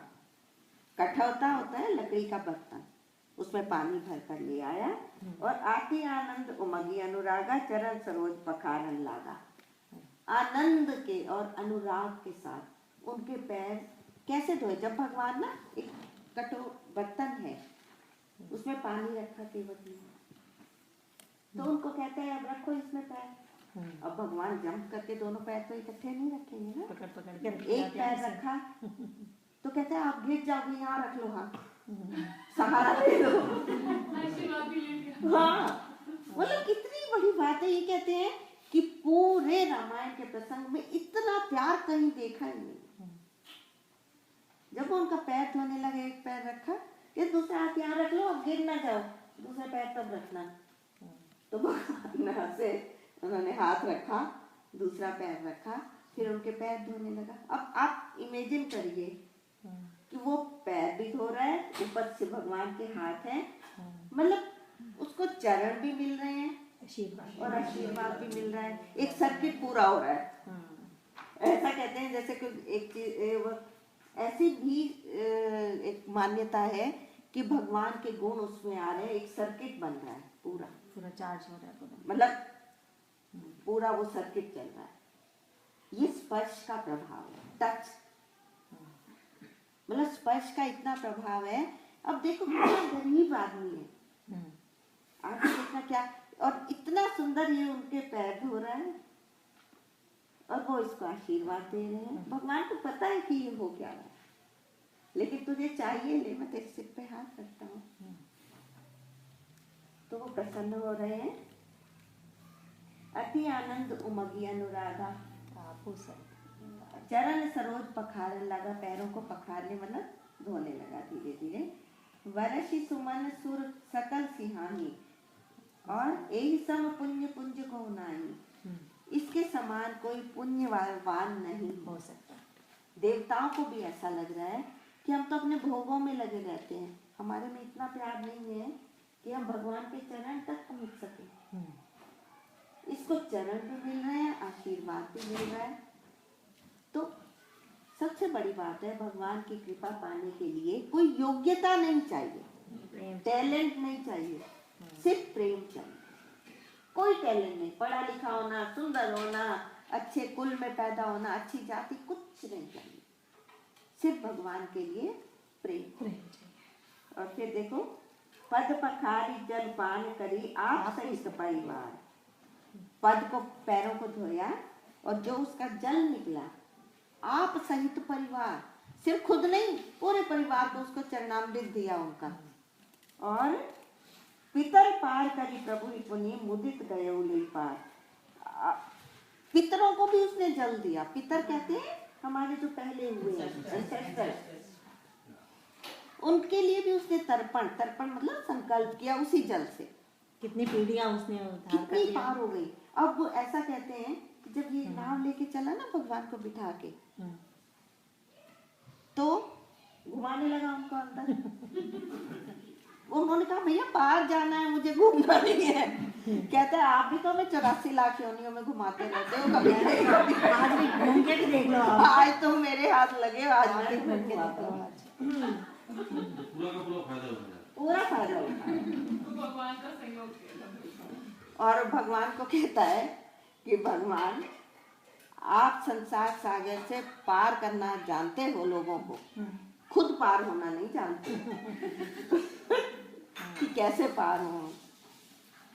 और वो उनको घुमाता रहता है अंदर, सब लेके चलता है। मतलब ये बहुत अच्छे अच्छे भाव इसमें हैं कि आप भी तो घुमाते हो या कुछ है। पार लेके जब वो जाता है तो सबसे सुंदर बात है इसमें सबसे सुंदर बात है कि जब भी मांगो तो पूरे परिवार, पूरे अपने हाँ। कुनबे के लिए मांगो, ना कि सिर्फ अपने लिए। अब नाव जब चला रहा है ना, तो वो तो केवट है, उसको तो चलानी आती है नाव, तो वो तेरा मेरा करने लगता है। भगवान कहते हैं अरे मैं गिर रहा हूँ, तो कहता है सहारा ले लो ना। गिर ना जाओ, आप मुझे पकड़ लो। तो भगवान के लिए ऐसा कहते हैं, परम प्रेम के पाले पड़कर प्रभु को नियम बदलते देखा। परम प्रेम के, जो परम प्रेम हमारे अंदर जब होता है ना, तो भगवान अपने सारे नियम हटा देते हैं, वो भक्त के वश में हो जाते हैं। और उसके साथ ऐसे रहते हैं जैसे दो बराबर के लोग खेल रहे हैं। अब आगे देखते हैं, उतरी ठाड़ भय सुरसरी रेता। वो उतर कर सुरसरी रे की रेत मतलब किनारे पर उतर गए गंगा के। सिय राम गौ लखन समेता, गुह भी थे निषाद राज, उनके समाज साधो उतरी, केवट उतरी दंडवत कीना। क्या हो गया? केवट मार दिया अभी। केवट उतरी दंडवत कीना। केवट ने उतर कर उनको दंडवत प्रणाम किया। दंडवत क्या होता है? दंड कहते हैं दंडा, डंडे की तरह, टोटल सरेंडर, साष्टांग, बिल्कुल डंडे की तरह दंडवत प्रणाम किया। और प्रभु सकुच ही नहीं कछु दीना। भगवान संकोच कर रहे हैं, हेसिटेट कर रहे हैं कि इसको हमने कुछ दिया ही नहीं, अब ये बताओ कुछ देना बचा? कह रहे हैं कि इसने हमें पार किया, हमने इसको कुछ दिया ही नहीं। तो क्या कहते हैं, पिए ही किसी जानन हारी, मनि मुदरी मन मुदित उतारी। मुद्रिक रिंग हाथ में थी सीता जी के, वो उन्होंने चुपचाप से दे दी पति को, उनको दे दी राम जी को। कहौ कृपाल ले ही उतराई। कृपालु भगवान कहते हैं लो उतराई, लो भी तुमने पार किया, पैसे तो नहीं है, ये ले लो तुम। केवट चरण गए अकुलाई। केवट ने अकुला बेचैन होकर चरण पकड़ लिए और क्या कहता है, नाथ आज मैं काह ना पावा। हे नाथ आज मैंने क्या नहीं पाया।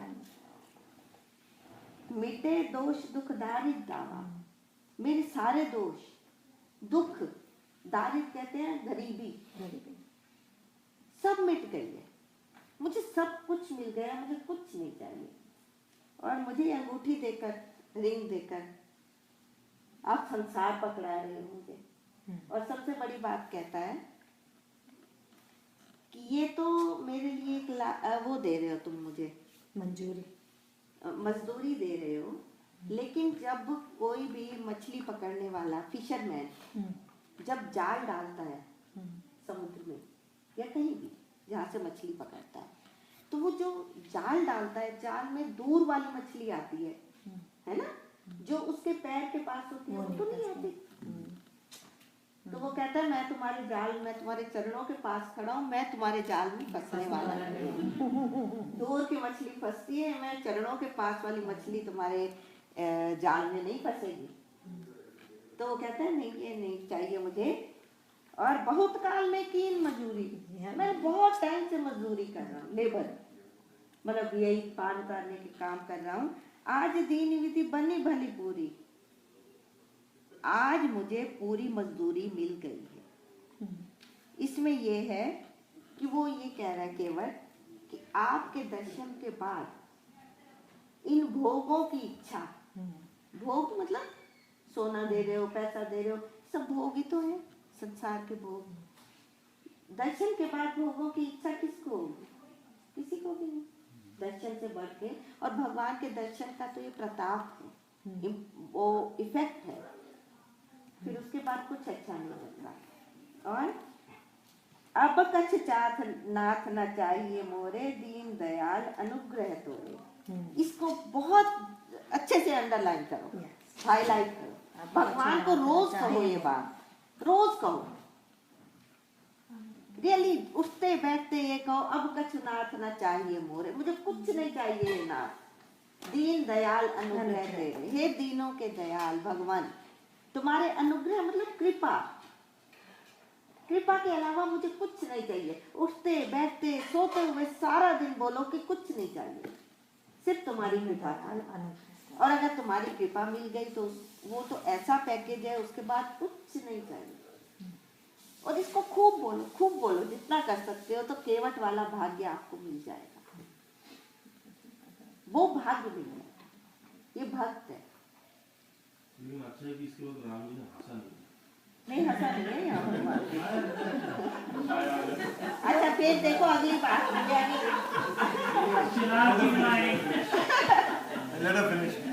हाँ बस एक लाइन है। फिरती बार मोही जो देवा, सो प्रसाद में सिर धरी लेवा।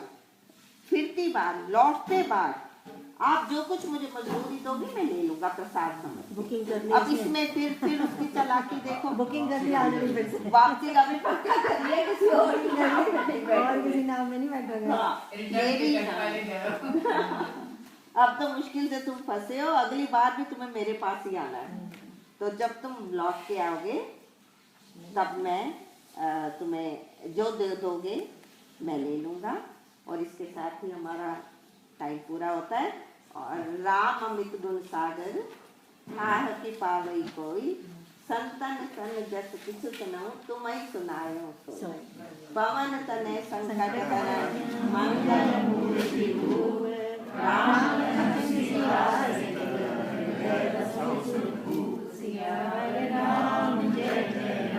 मेरे प्रभु राम जय जय राम। आगे से वो आप लोगों के पास एक काकभूषुंडी रामायण है ना, वो हम बाद में किया करेंगे, अभी तो मेरे साथ समय हो गया है। तो काकभूषुंडी रामायण हम इसके बाद में करेंगे, ठीक है? अभी समय हो गया। जय श्री राम। जय श्री राम। बहुत थैंक यू। वो देखेंगे दीदी, फिर हम ले सकते हैं। कल का टाइम बता दो, है कृष्णा जी? हाँ जी, कल का टाइम, कल सेम टाइम, हाँ जी, कल का टाइम भी 4 से 6, 15 मिनट ब्रेक एंड देन 8 बजे का। मैं आपको लिस्ट दे दूंगा ना। तो विजय वो मिल जाएगा इसका, विजय कहाँ